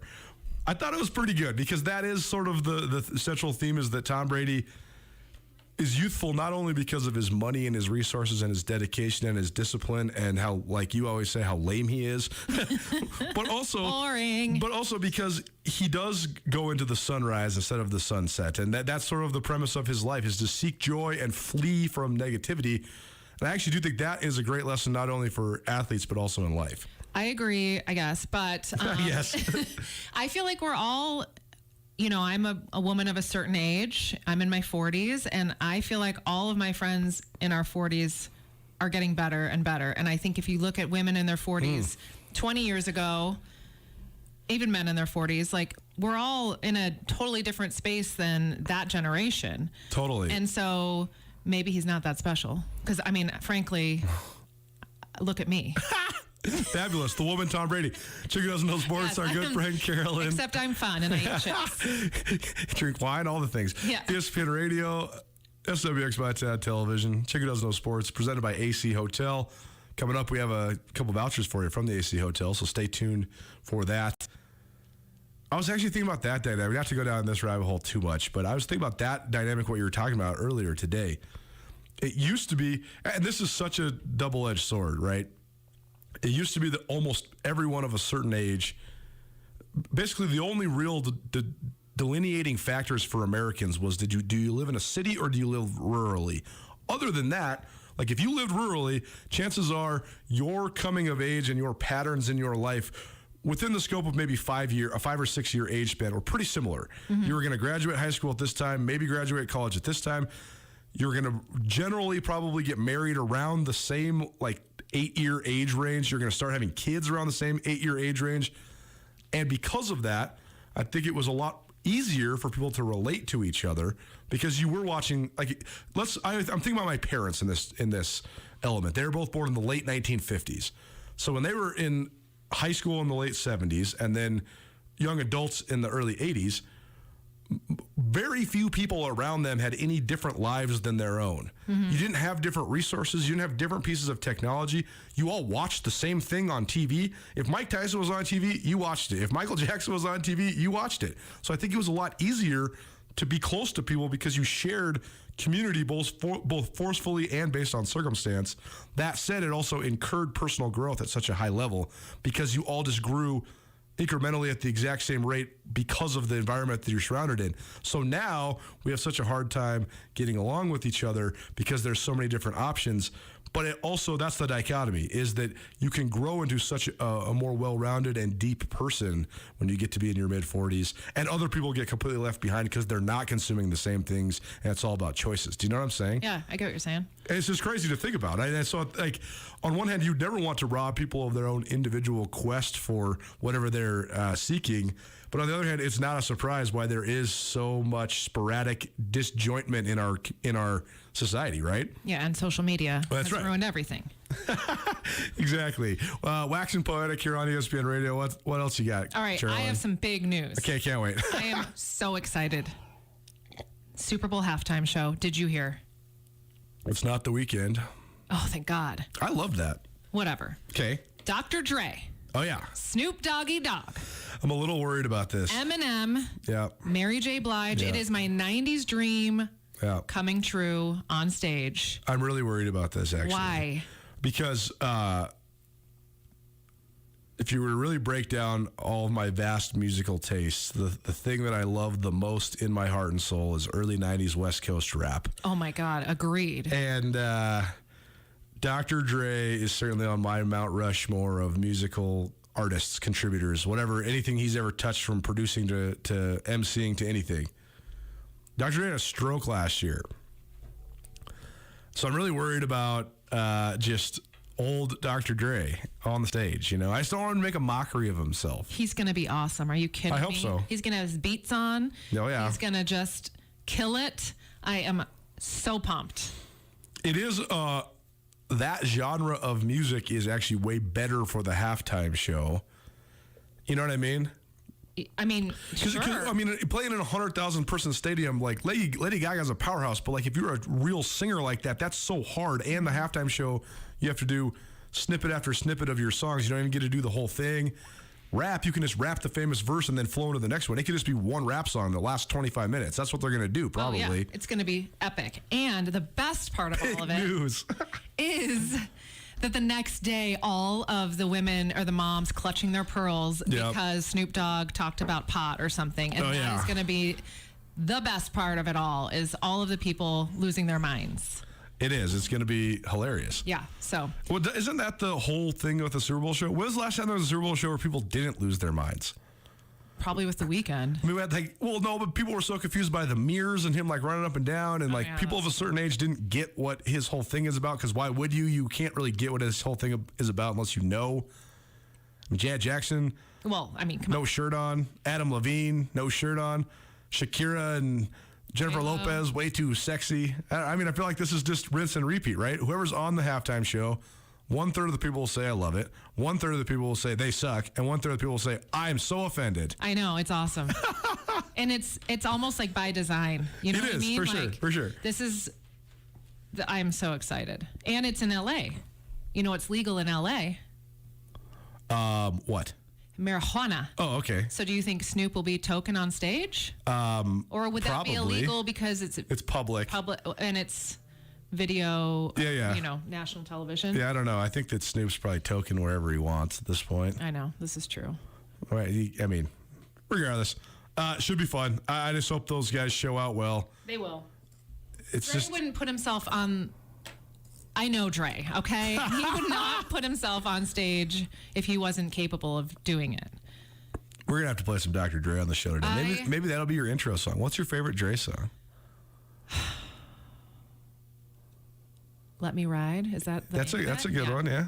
I love the way it starts. Right. And then anything... I mean, I love Snoop. Snoop was like my freshman year of college that came out. Yeah. And it was so... just crazy and good, and I just absolutely loved it. Anything you play it, you might have a new intro song. Great. Keep Their Heads Ringing by Dr. Dre might be the new intro song to Chick Who Doesn't Know Sports. Let's do it. I'll walk in. So hardcore. I love Dr. Dre and Snoop. And then Eminem's gonna be there. I mean, it is gonna be off the chain. I can't wait to see Eminem too. Wonder what he's been doing. I don't know, but I'm excited. Chick Who Doesn't Know Sports, ESPN Radio, SWX Montana Television. Our good friend Carolyn here in studio with us on a Thursday. What else you got? So the Chiefs, Willie Gay, was arrested. Oh boy! And he and his baby mama got in a fight. Okay. And it sounded like it was going to be pretty intense, and then it turns out he broke her vacuum. That's it. Wow. Now, frankly, if Dan broke my vacuum, I'd be stoked. Because then maybe I wouldn't... Well, A, maybe I could finally get a Dyson. And B, I wouldn't have to vacuum for a while. Oh, yeah, if someone from Dyson wants to hook me up. How often do you vacuum? Almost every day. Every day? Almost, yeah. Wow. I have 2 dogs that just shed everywhere, and it drives me I have a great solution for this. An iRobot one, a robot vacuum. No dogs. How dare you? I always forget this about you. No. I'll never not have dogs. But I have considered in my next phase of life, cats? like a Labradoodle. Ew, no. A Labradoodle. Or one of those, dogs that doesn't shed. Wow. Well, he really got charged with a misdemeanor. Yeah. $1,000. Criminal property damage. Yeah. He also... oh, man. Is he a snapper? Because I feel like there's a joke there. He's not a snapper, no. No, he's a linebacker. Willie Gay started 11 games this season for the Chiefs. And didn't the Chiefs aren't they going somewhere next week? They are. Yeah. They're hosting the Buffalo Bills in the divisional round of the NFL playoffs. So, I mean, listen, I'm not saying he should have broken a vacuum, but at least he didn't hurt any human. So his wife called the cops on him for breaking a vacuum. Mm-hmm. Seems like there's an underlying issue here. Is it his wife or is the mother of his child? I don't think they're married. Okay, regardless. No, I don't know. Sure. Yeah. So a person. Yeah. Wow. All right. So, in other news, Malik McDonald. Okay. Do you know who that is? I do not. He's a football player. Okay. I don't know who he plays for. McDowell or McDowell? McDowell. Sorry, I can't read my own handwriting. He was arrested for stripping naked in the middle of the day and walking down the street butt naked. Oh, boy. And someone called the cops because there's a large man walking down the street butt naked in the middle of the day. Oh, boy. And the cops confronted him. He charged at them and was arrested. And he says he doesn't remember a thing and thinks he was drugged. Now, Man. This happened in the middle of the day after he went to the gym, by the way. Okay. Psychotic break, maybe? Yeah, maybe. He's only 25. This is in the middle of the day. Yeah. Oh, wow. I feel like he plays in Florida somewhere. He plays for the Browns, Cleveland Browns. Oh, Cleveland Browns, Yep. yeah. Yep. Still my favorite name. There's video of this, I guess. Yeah. Shows him acting normally, engaging with others in the gym throughout his workout.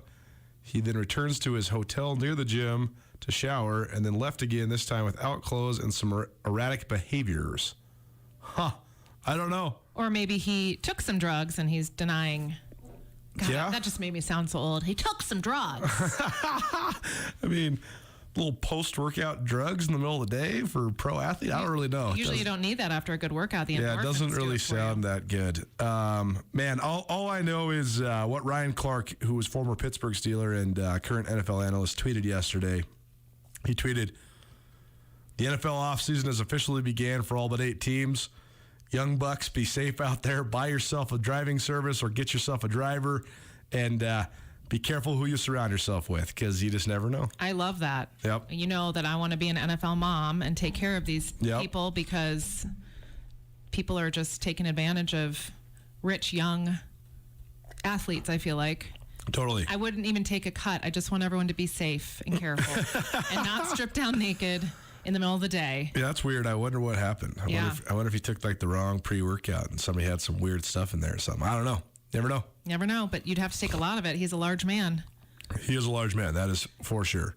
Anyway, so, ESPN Radio, SWX Montana Television, Nuanez Now. What else you got? That's it. There's some football games, I guess, coming up. There is, for sure. I don't even know. He is a huge man. I actually didn't know much about Malik McDowell until I just did this Google search while you were talking about him. He is 6'6", 305 pounds. Wow, that's enormous. That probably was pretty striking to see him walking down the street naked. I was going to make a comment, but I shall refrain. I am, yeah. Interesting. Yeah. So I hope he's okay. Who are you going for in the playoffs? Who's playing? Well, you're probably not going for Aaron Rodgers. No, of course not. So therefore, you're going for the San Francisco 49ers. Okay, 49ers. Okay, so that's your good one. You're probably not going for Tom Brady. No. So therefore, you're probably going for the Los Angeles Rams. You've lived in LA, so you can claim that. Yeah. Yeah. Okay, there you go. For the Rams. So you're going for the Rams against the Bears Bucks. aren't playing at all? No, the Bears have fired their coach and general manager, and they're on the hunt again. Should I put my hat in the ring? See if I can bring them back to their 85 glory? What would your strategy be to bring the Chicago Bears back? I would teach them the Super Bowl shuffle. Oh, my gosh. I watched that video on Twitter the other day, and I can fully, you know me, I'm a connoisseur of pop culture, particularly in 20th century America. I love analyzing the historical trends and why they became famous, all that stuff. Even though I hate the Beatles, I totally know why the Beatles are so popular. Jeez, I don't even know. Even though I don't sit in the same room with you. I don't relate to disco or anything like that, but I totally understand how the craze happened. Cocaine is how the craze happened. The Super Bowl shuffle and that video is unexplainable. It is the nerdiest, silliest thing ever. There's no place or time that was cool. 1985. It was cool. Michael Jackson and Prince and Whitney Houston were cool in 1985. None of that is even close to that stuff. It's not even Madonna. It's not even like Pat Benatar or Cyndi Lauper. It's so corny. It is so corny, but imagine being 9 or 8 years old or 10 years old. I mean, I guarantee you my brother, who was in high school at the time, thought it was like the dumbest thing. But my generation, I was in 5th grade. We just thought that was the funniest thing. Mm-hmm. And was it because no one had ever really rapped before? Rap was very new. Like 1985, like Run DMC and like. I mean, maybe. There's like the part in the Blondie song where Debbie Harry raps. So that was good. like transcendent, right?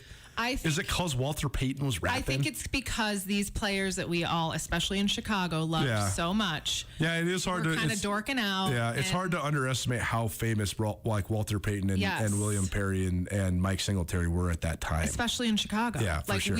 These were our heroes. They're on every car dealer commercial. They were. Yeah. I mean, these were the most amazing humans in our little world there, and so. Also, probably the novelty of the music video. Because that was pretty MTV new. had just kind of come out. Yeah. I mean, there was so much at play. And by the way, if you look back at any of those, Pat Benatar, Michael Jackson videos, they're pretty hokey too. I mean, except Thriller. Totally. But those songs are good. The Super Bowl Shuffle is so ridiculous. It's so silly. We are the Bears.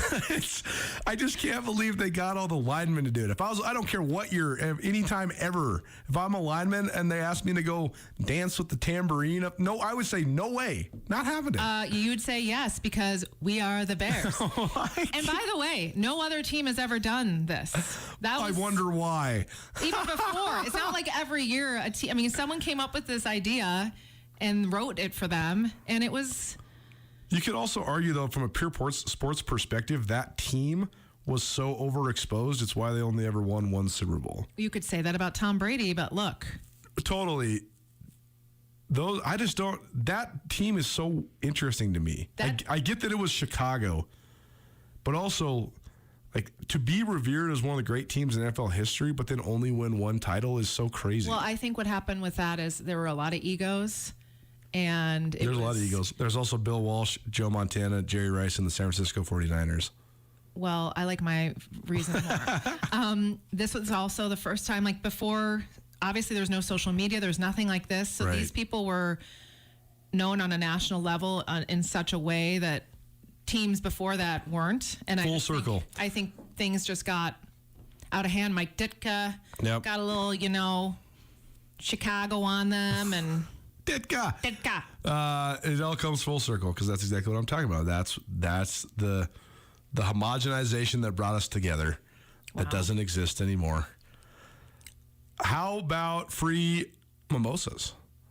We got a couple vouchers for you to the AC Hotel for some brunch, some mimosas. It's a great place. You don't have to be staying there in downtown Missoula. You can just be a Missoulian or be passing through Missoula, whatever. And you can always go swing by the AC Hotel. They have a great bar, great brunch, and we give away 2 vouchers for a brunch and some mimosas each week. I have a thing that they need to text in order to win. Okay, we're doing a text to win now. Text to win. Okay, second texter, 406-888-1029. That's 888-1029. Text what? Da Bears. Da Bears. Number 2, Da Bears. You got a pair of vouchers at the AC Hotel. Let that text line blow up. 406-888-1029. Texter number 2 with Da Bears. We got you covered from the AC Hotel. Thanks to the AC Hotel for sponsoring the Chick Who Doesn't Know Sports. Carolyn, thank you very much. Thank you. Go look it up. The Super Bowl Shuffle. Go look it up. I can find space in my brain to rationalize place and time and why almost anything was cool at the time it was cool. I can't get over that people thought that was cool. It's crazy. It is the nerdiest video you've ever seen. It's unbelievable. And I'm a nerd. I like nerdy stuff. Crazy. Unbelievable. You will laugh if you go look up the Super Bowl Shuffle right now. But also, text us 888-1029 Da Bears if you want a couple vouchers to the AC Hotel. How about the NFL playoffs and maybe some men's basketball in the Big Sky Conference as well? Brooks Nuanez diagnosing the playoff field and some thoughts on the road trips for the Montana men's basketball teams, both Montana and Montana State. Keep it right here, ESPN Radio. Hi there, it's Les Schwab Tires, introducing the new Backcountry AT2 for a quieter ride with improved performance in wet conditions. Because when it comes to keeping your family safe on the road this winter, the right tires help you feel prepared for anything. Mom? Hey, Mom. Well, almost anything. Plus, save up to $130 when you buy Quatrac tires with financing. Les Schwab Tires. Limited time offer. Terms and conditions apply. See leschwab.com/sale for details.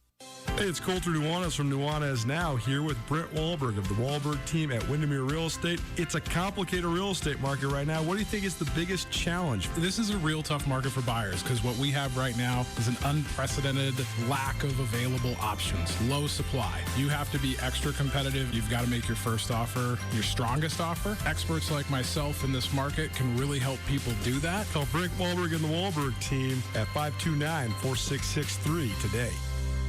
If you're a gun enthusiast, you already know firearms and ammunition are as hard to come by these days as ever. Stay up to date with all the inventory both in-house and online at Selway Armory by signing up for Selway's newsletter. The Selway Armory newsletter will not only provide you updates on what's in stock at 2825 Stockyard Road, Unit E6. Signing up for the newsletter will also enter you for a chance to win free ammunition. And remember, even if the Selway warehouse doesn't have it in stock, you can always check out SelwayArmory.com. Selway Armory, your local firearms expert. Sometimes it's stressful juggling all your responsibilities on the weekends. You know you need to do your chores. You know you want to spend time with your family, but really, you just want to watch football all day. Paradise Falls is the perfect option for a family-friendly place to hang out and still have a chance to catch all the games. Open 7 a.m. till midnight and offering breakfast, lunch, and dinner. Paradise Falls has 30 big screen TVs, ESPN 3 capabilities, and much, much more. Swing on by Paradise Falls on Brook Street anytime you're in the mood for some food or some football. Paradise Falls, 3621 Brook Street, Missoula's coolest hotspot. When it comes to the inside scoop on Montana State athletics, few know more than SWX Montana's Alex Eshelman. Tune in to Nuanez Now every Wednesday during the 4 o'clock hour on ESPN 102.9 Missoula for the Montana State Minute as Alex and Colter Nuanez break down everything Bobcats. I think in speaking with a bunch of the guys throughout these past 2 weeks and just being around them in terms of when they're going out and doing community service, I was able to just see them in a different light in comparison to watching them play on the football field. And obviously, they're all such great guys, and I think that we're all human. That would hurt. If I were playing in that game and lost to the Grizz, obviously, that's not going to be something fun that they will want to remember. However, playoff season is a completely different ball game, and they've said it all week long. Everyone is 0-0. They are starting fresh, and it's win or go home. ESPN Missoula Sports Center. Big Sky Conference basketball is back for Montana and Montana State beginning tonight. Hello, I am Colter Nuanez. All 4 Division I basketball teams around the state of Montana are coming off of unplanned, elongated pandemic breaks. In Missoula Thursday night, the Montana Lady Grizz are back on the court for the first time since drilling Eastern Washington on January 6th. Montana's first of 3 games in a 5-day stretch begins against the Portland State squad with an 0-4 record in league play. Lady Grizz are 3-2 in league play. UM has 10 games in the next 24 days, including 6 road games in 6 different states. The Montana men take the court for the first time since falling to rival Montana State 66-59 in Bozeman on January 9th. The Grizz play at Portland State, a team with a 2-3 mark in league play, while UM is 4-2 in conference. The Montana State women played a makeup game Monday, beating Idaho 79-69 in Bozeman. MSU hosts upstart Northern Arizona for the second game of a 4-game homestand over the next 7 days. MSU's win over Idaho moved them to 3-2 in league play. NAU enters the game with a 4-1 mark against Big Sky competition. And the Montana State men take the court for the first time since that rivalry win over the Grizzlies, MSU's first since 2017. The Bobcats take on NAU in Flagstaff tonight. MSU is 4-2 in league, while the Lumberjacks are 2-2 in Big Sky play. This ESPN Missoula Sports Center is brought to you by Selway Armory.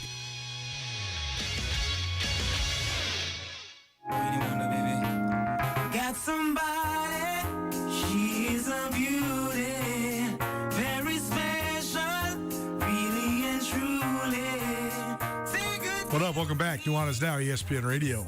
Nuanez Now, ESPN Radio, SWX Montana Television. Time for another All Football All the Time. It's presented by Sportsbet Montana. Can't tell you how much fun I've been having on the Sportsbet Montana machines. In fact, you can tease them, and you can tease the over-unders. You can tease the spreads, the betting lines, all of it. It's pretty fun. It's pretty good exercise in math and predictability and all of it. No matter where you're at in Montana, there's a Sportsbet kiosk near you. You can find all of the locations for the Sportsbet Montana kiosks online. Just Google Sportsbet Montana. We'll have them all lined out for you. The NFL playoffs, a fun and entertaining 6 games to open it up. First of all, we're joined in the studio by Brooks Nuanez. Recording this on a Tuesday, planning for you on a Thursday. the expansion of the playoffs, make it the super wild card weekend. Only one team gets a bye in each conference. The Packers and the Titans take those byes respectively. Then makes for an extra game, which was a Monday Night Football game, which was fun. But also it made for the 7th seeds in each conference making the playoffs. Neither the Eagles or the Steelers looked like playoff teams, and they both just got destroyed in the games that they were matched up in against the Tampa Bay Buccaneers and the Kansas City Chiefs, respectively. So, what did you think of the expanded playoffs just in terms of the 7th seeds?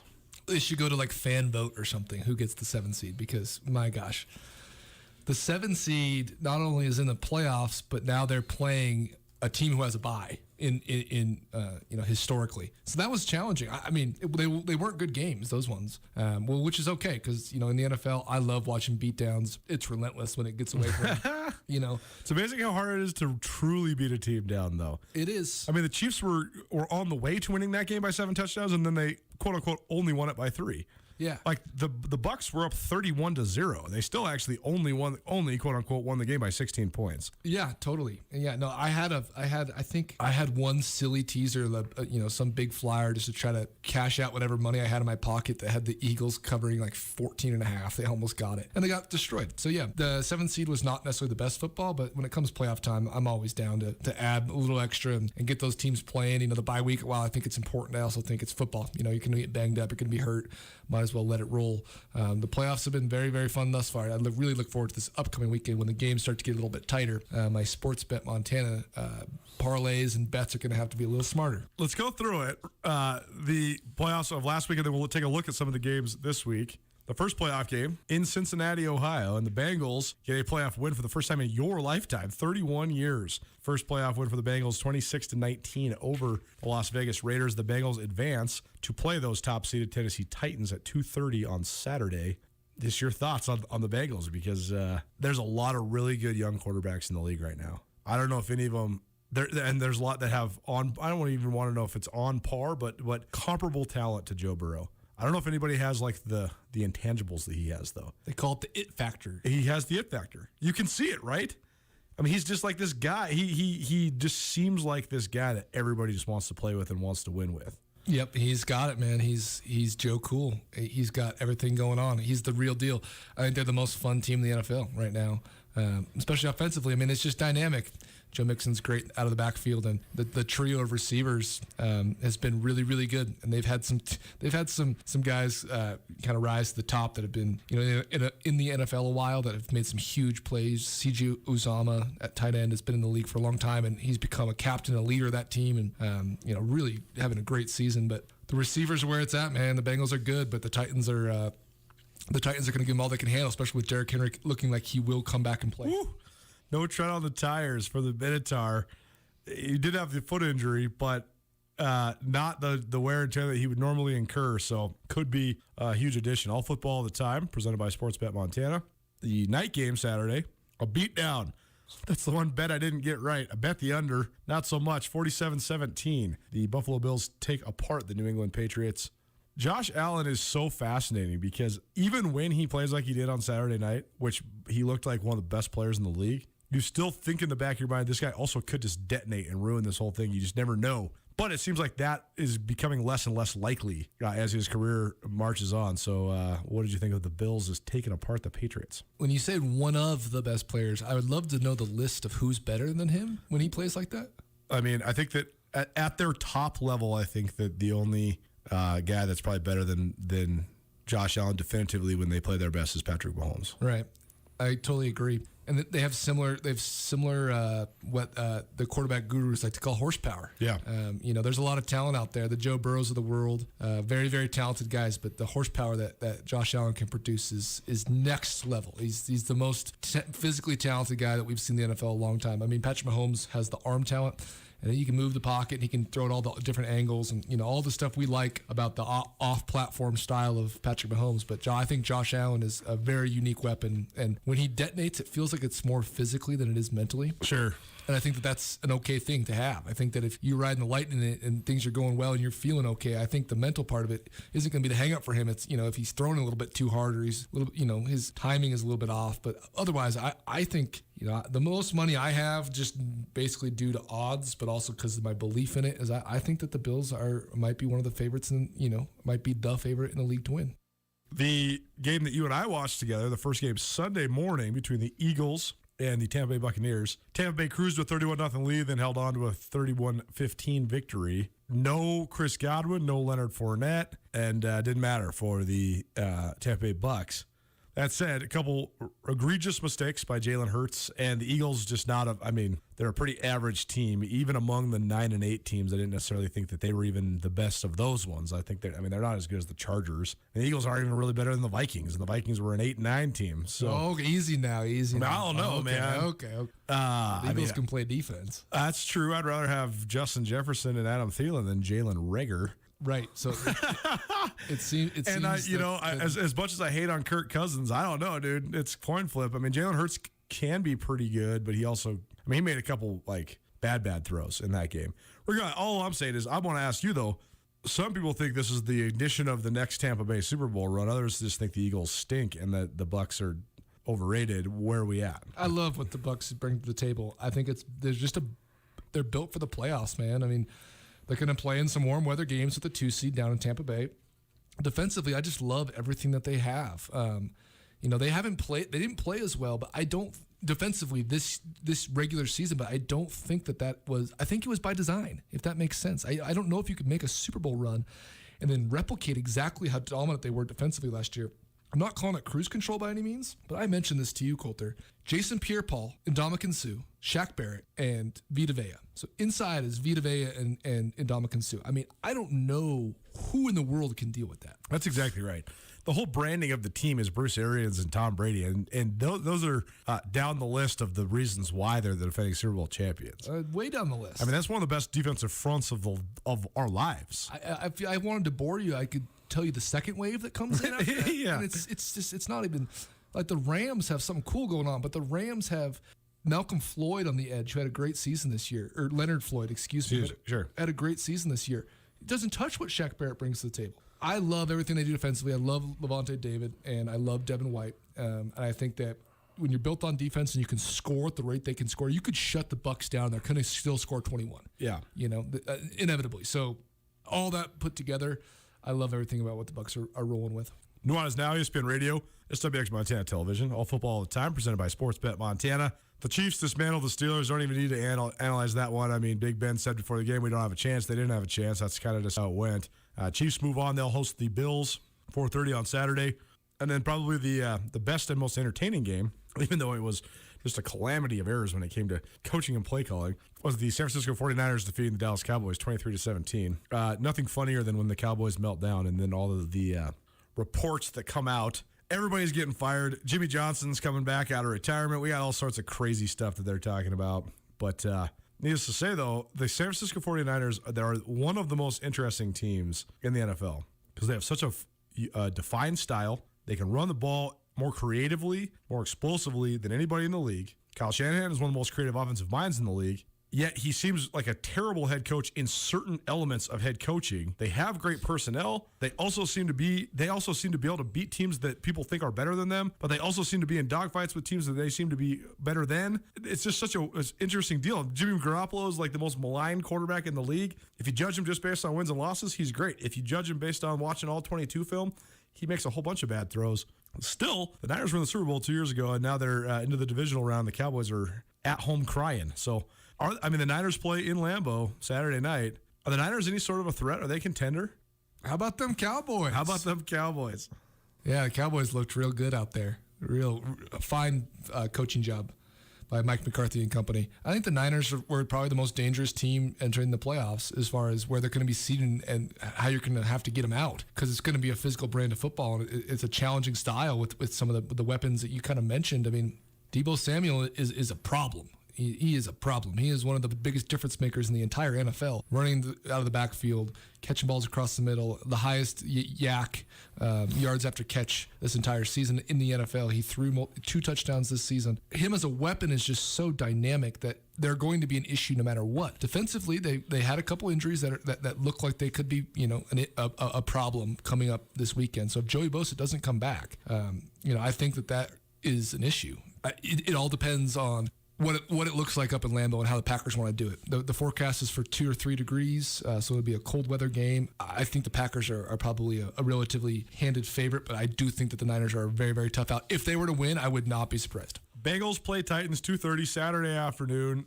The 49ers play at Green Bay Saturday night, 6:15. That one's on Fox.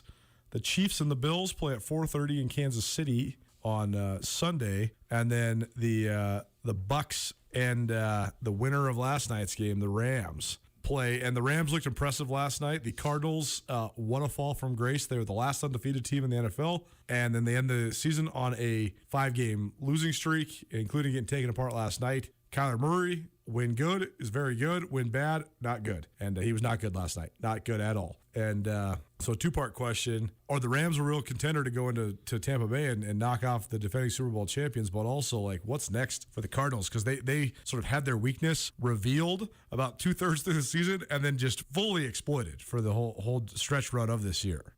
The Rams absolutely have a chance. The Rams are one of the best teams in the NFL, and that's what we're getting down to at this Final 8, absolutely. Level. But I think the Rams are in that top 4. They're real good, man. If Matt Stafford can hang on to the ball and not turn it over, I mean, how about Cam Akers coming back 6 months after a torn Achilles? It's one of the most impressive things I've ever heard in my life, and he was putting people in the dirt last night. I mean, running back for the Rams was running with a head full of steam. Rams absolutely have a chance. For the Cardinals, Cliff Kingsbury since 2013 has not finished the regular season, the last 5, 6, however you want to take the sample size. You can manipulate it to whatever you want it to look like. Sure. He has not finished the second half of the season with a winning record since 2013. I think it's a Cliff Kingsbury problem as much as it is anything. I don't think that Cliff can necessarily put the reins on Kyler Murray. I think that that's been a real challenge to get Kyler to be bought in emotionally and mentally.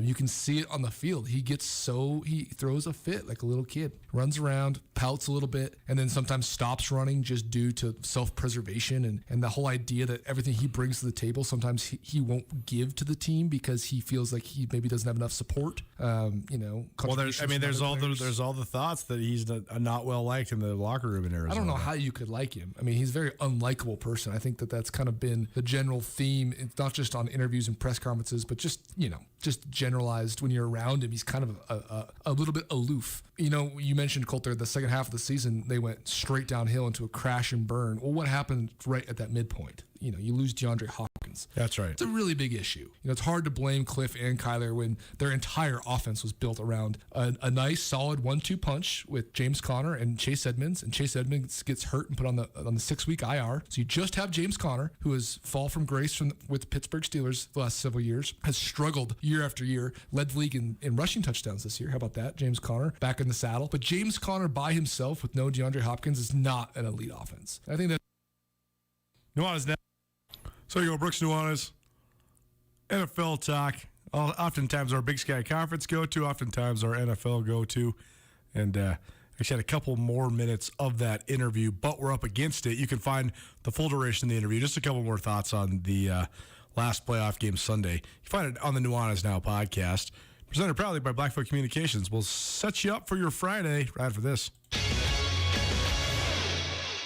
This is Mike Nugent with Berkshire Hathaway Home Services. Berkshire Hathaway provides Western Montana with full-time real estate professionals for you whenever you need us. Our reputation as the state's most knowledgeable and available real estate group has helped build unmatched trust in the Garden City and statewide. If you have been thinking of making a real estate move in the short or long term, give me a call. No pressure, no expectations. Just professional opinions and service at whatever pace you are comfortable with. Give me, Mike Nugent, a call today, 531-1802. And remember, every question is good to ask. Choosing where to bank is a no-brainer. Choose the bank that's been helping Western Montana grow since 1907. Choose Farmer State Bank. We have a lot more to offer than just history. Count on Farmer State Bank for innovative traditional, mobile, and online products designed to meet your needs.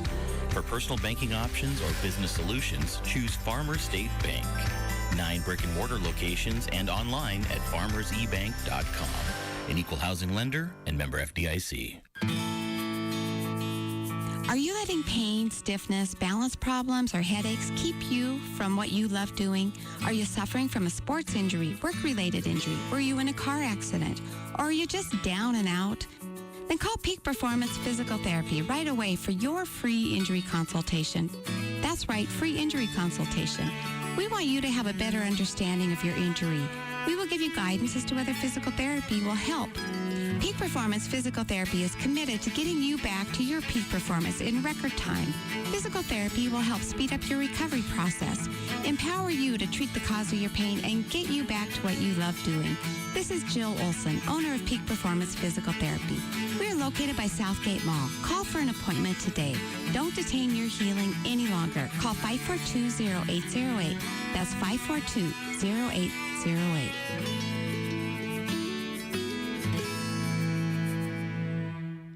Now, the Montana Club's happy hour features BOGO beverages. Our expertly mixed cocktails, microbrews, domestics, and wine are buy one, get one free 7 days a week from 3 to 5:30. Stop in on Friday for Montini night. Sip on a top shelf martini for only $6, 5:30 to close. When you've worked hard all day and are ready to relax, the Montana Club has got you covered with BOGO happy hour 7 days a week, 3 to 5:30 on Brooks and North Reserve, Missoula. Montana brings a variety of reasons to get outdoors. Gear up at Bob Ward's Sports and Outdoors, Montana's largest sporting goods retailer. For over 105 years, Bob Ward's has been committed to providing outstanding customer service, merchandise selection, and value. Bob Ward's has every brand and everything you need to run, climb, hunt, hike, camp, fish, ski, paddle, everything you do outdoors. Open 7 days a week in Missoula, Bozeman, Butte, Helena, and Hamilton. Or online 24/7 at bobwards.com. Gear up at Bob Ward's, a Montana tradition of adventure since 1917. This is Nuanez Now on 102.9 ESPN Radio Missoula. Nobody pray for me. It been a day for me. Yeah, yeah. Hey, I remember syrup sandwiches and crime allowances, finessing on them with some counterfeits, but now I'm counting this. Parmesan with my... Yo, what's going on? Hope you're having a great Thursday. Big Sky Conference basketball back in the fold. We'll have full recaps of all that goes down for Montana and Montana State in men's and women's basketball. The MSU men about to tip in Flagstaff at Northern Arizona here in about 5 minutes. The Montana women tip here in Missoula in about an hour and 5 minutes. Same tip time in Bozeman for the MSU and NAU women's teams. And the Montana men's basketball team, they're on the West Coast tonight against Portland State. So they'll tip at 8 p.m. local time, but 8 p.m. Montana time. It'll be 7 p.m. Portland time, at 8 p.m. Montana time. We'll have all those recaps for you tomorrow here on Nuanez Now. We're also going to hear from Jaden Dawson, new quarterback for the University of Montana, grad transfer from Idaho State. We'll also have a couple of our Student of the Weeks, Mattress Firm Student of the Weeks, Darby Hannon from Bozeman High and Forrest Swaro from Helena High. And we're also going to have our latest edition of the Footy 15, analyzing soccer from our guy Andrew Houghton. And the main man, Rajim Seabrook, will be in studio with us for the duration of the ride. We'll see you back here at 4 p.m. Thanks so much for listening. This has been Nuanez Now. Paul Ryan is a name that's been synonymous with law around the Garden City for decades. And Paul is excited to announce the expansion of his firm to Ryan, Holloway, and Miller. Paul Ryan, Nate Holloway, and Angie Miller have a fierce love for their community, and they want to help you with any of your legal needs. From auto accidents to medical malpractice to wrongful death or any criminal defense, Ryan, Holloway, and Miller should be your first call. When it comes to personal injury or criminal defense, call Ryan, Holloway, and Miller today. Ryan, Holloway, and Miller, your Montana attorneys.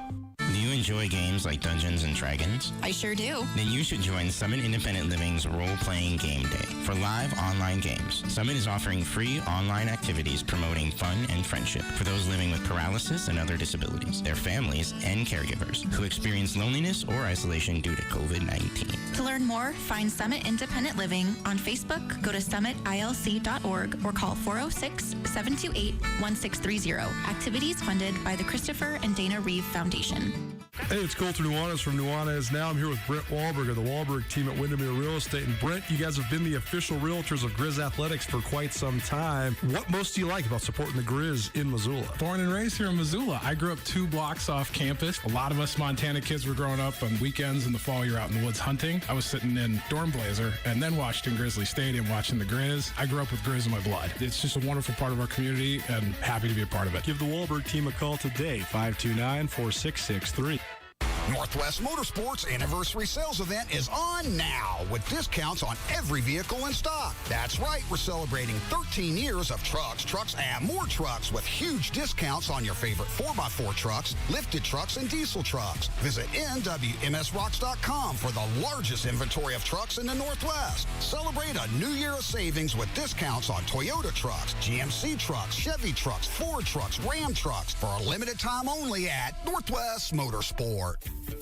Florence Coffee Chai satisfies just right when the winter months come to Montana. Black tea with spices, steamed milk, and a touch of sweet combine into a soothing, full-bodied blend. Whether it's spiced, vanilla, chocolate, apple, or even no sugar-added vanilla, we have a chai waiting for you at any Florence Coffee location. And be sure to visit us at florencecoffeeco.com. The best flavor under the big sky. Florence Coffee Company. From high school basketball to prep wrestling to the Olympics, the Frontier Conference to the Big Sky, we are in the heart of winter sports across the state of Montana. We are happy to announce the continuation of our Treasure State Stars. Each Tuesday, me, Colter Nuanez, will highlight some of the best performances from the previous week from around the wide world of sports here in the state of Montana. Tune in Tuesdays during the 4 o'clock hour for each week's Treasure State Stars, proudly presented by Parkside Credit Union. Parkside Credit Union, the best place to get a loan in Western Montana because Parkside Credit Union loves to say yes. ESPN Radio for Western Montana, KKVU HD3 Stevensville, and 102.9 FM on K275BS Missoula. Welcome to AutoZone. What are you working on today? Ready for an oil change? We can help get the right protection at the right price. Right now, you can get 5 quarts of Valvoline Daily Protection or Valvoline Max Life High Mileage Motor Oil with an STP oil filter for just $28.99. Visit one of our 6,000 stores or order from AutoZone.com for same-day store pickup or next-day delivery. Get in the zone, AutoZone. Restrictions apply. Jumpstart your 2022 New Year's resolutions by making a commitment to fitness and staying hydrated with Body Armor Light Sports Drink. With no artificial sweeteners and no sugar added, Body Armor Light has only 20 calories per 16-ounce bottle. Plus, potassium-packed electrolytes, vitamins, and antioxidants. Body Armor Light keeps you hydrated while striving towards your fitness goals. From now through April 30th, buy $20 of any Body Armor products. Get $10 fitness cash. Learn more at BACommitToFit.com.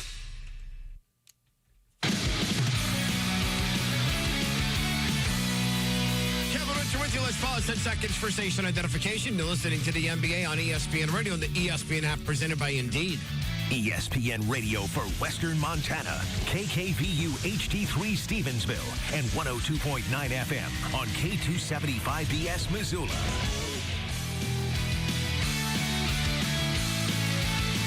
Luka Doncic had 11 points in the opening quarter. Devin Booker, meanwhile, had 12. The Dallas Mavericks got a 26-22 advantage over the Phoenix Suns to make the turn of the second quarter. Back to American Airlines Central alongside PJ Carlissimo. Here's Mark Kestisher. Kesty, you know, I'm really impressed with K-Dub. He went out on a limb. Devin Booker's only 13th in the NBA in scoring. Luka would be 11th if he'd played more games, and Kevin nonetheless hesitated. He went out on that limb and said it's going to be Luka and Devin Booker leading the way. That's why K-Dub is our number one guy, and he's right on it. Booker with 12, played all 12 minutes of the first quarter, but he will get a rest to start the second. Chris Paul takes his spot for Phoenix. And here we go. Second quarter underway, left to right. Chris Paul dribbling across the Mavericks logo at midcourt. Left side Johnson, handoff to Shamet, right back to Paul, who dribbles along the arc. Out to the right corner, back to Paul on top. Bounce pass, Biyombo, traffic, fouled.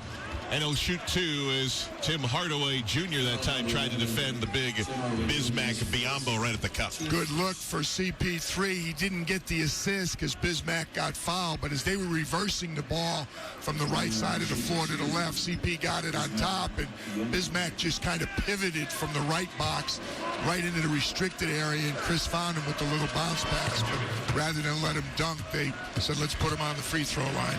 Biyombo's first point of the night coming at the free throw line.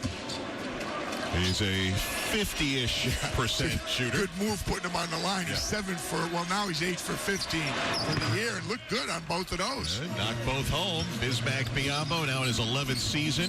6'8", 255. 2 free throws getting Phoenix within 2 as the second quarter just underway. Josh Green for Dallas against Chris Paul. Spin, shot not there. Tip, dunk, try, no for Porzingis, and the rebound comes out to the Suns.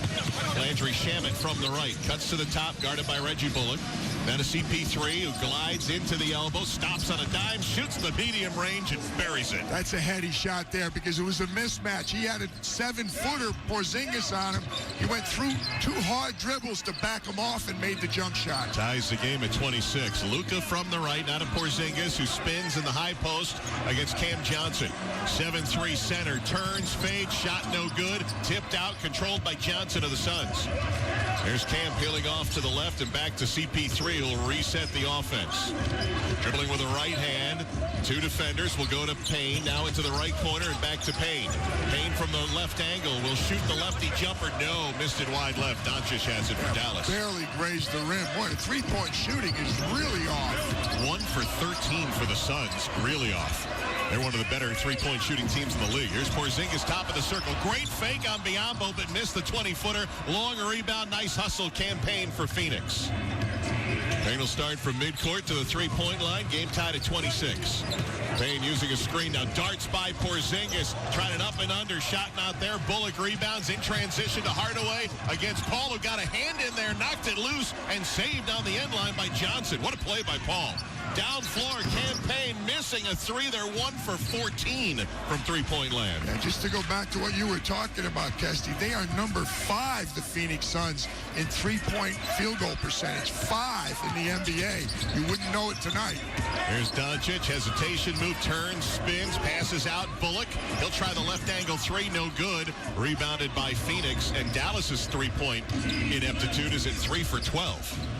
Dallas at least is 25th. You're not surprised as much as CP knocks down. Tell you what, the 2-point shooting for both teams is very good, but most of it is individual offense. Guys just beating their man off the dribble, creating their own shot. And Chris Paul creates about as well as anyone near that elbow on both sides. Gives Phoenix the lead. Here's Doncic for the lead back. No, missing a 3 from outside, rebounded by the Suns.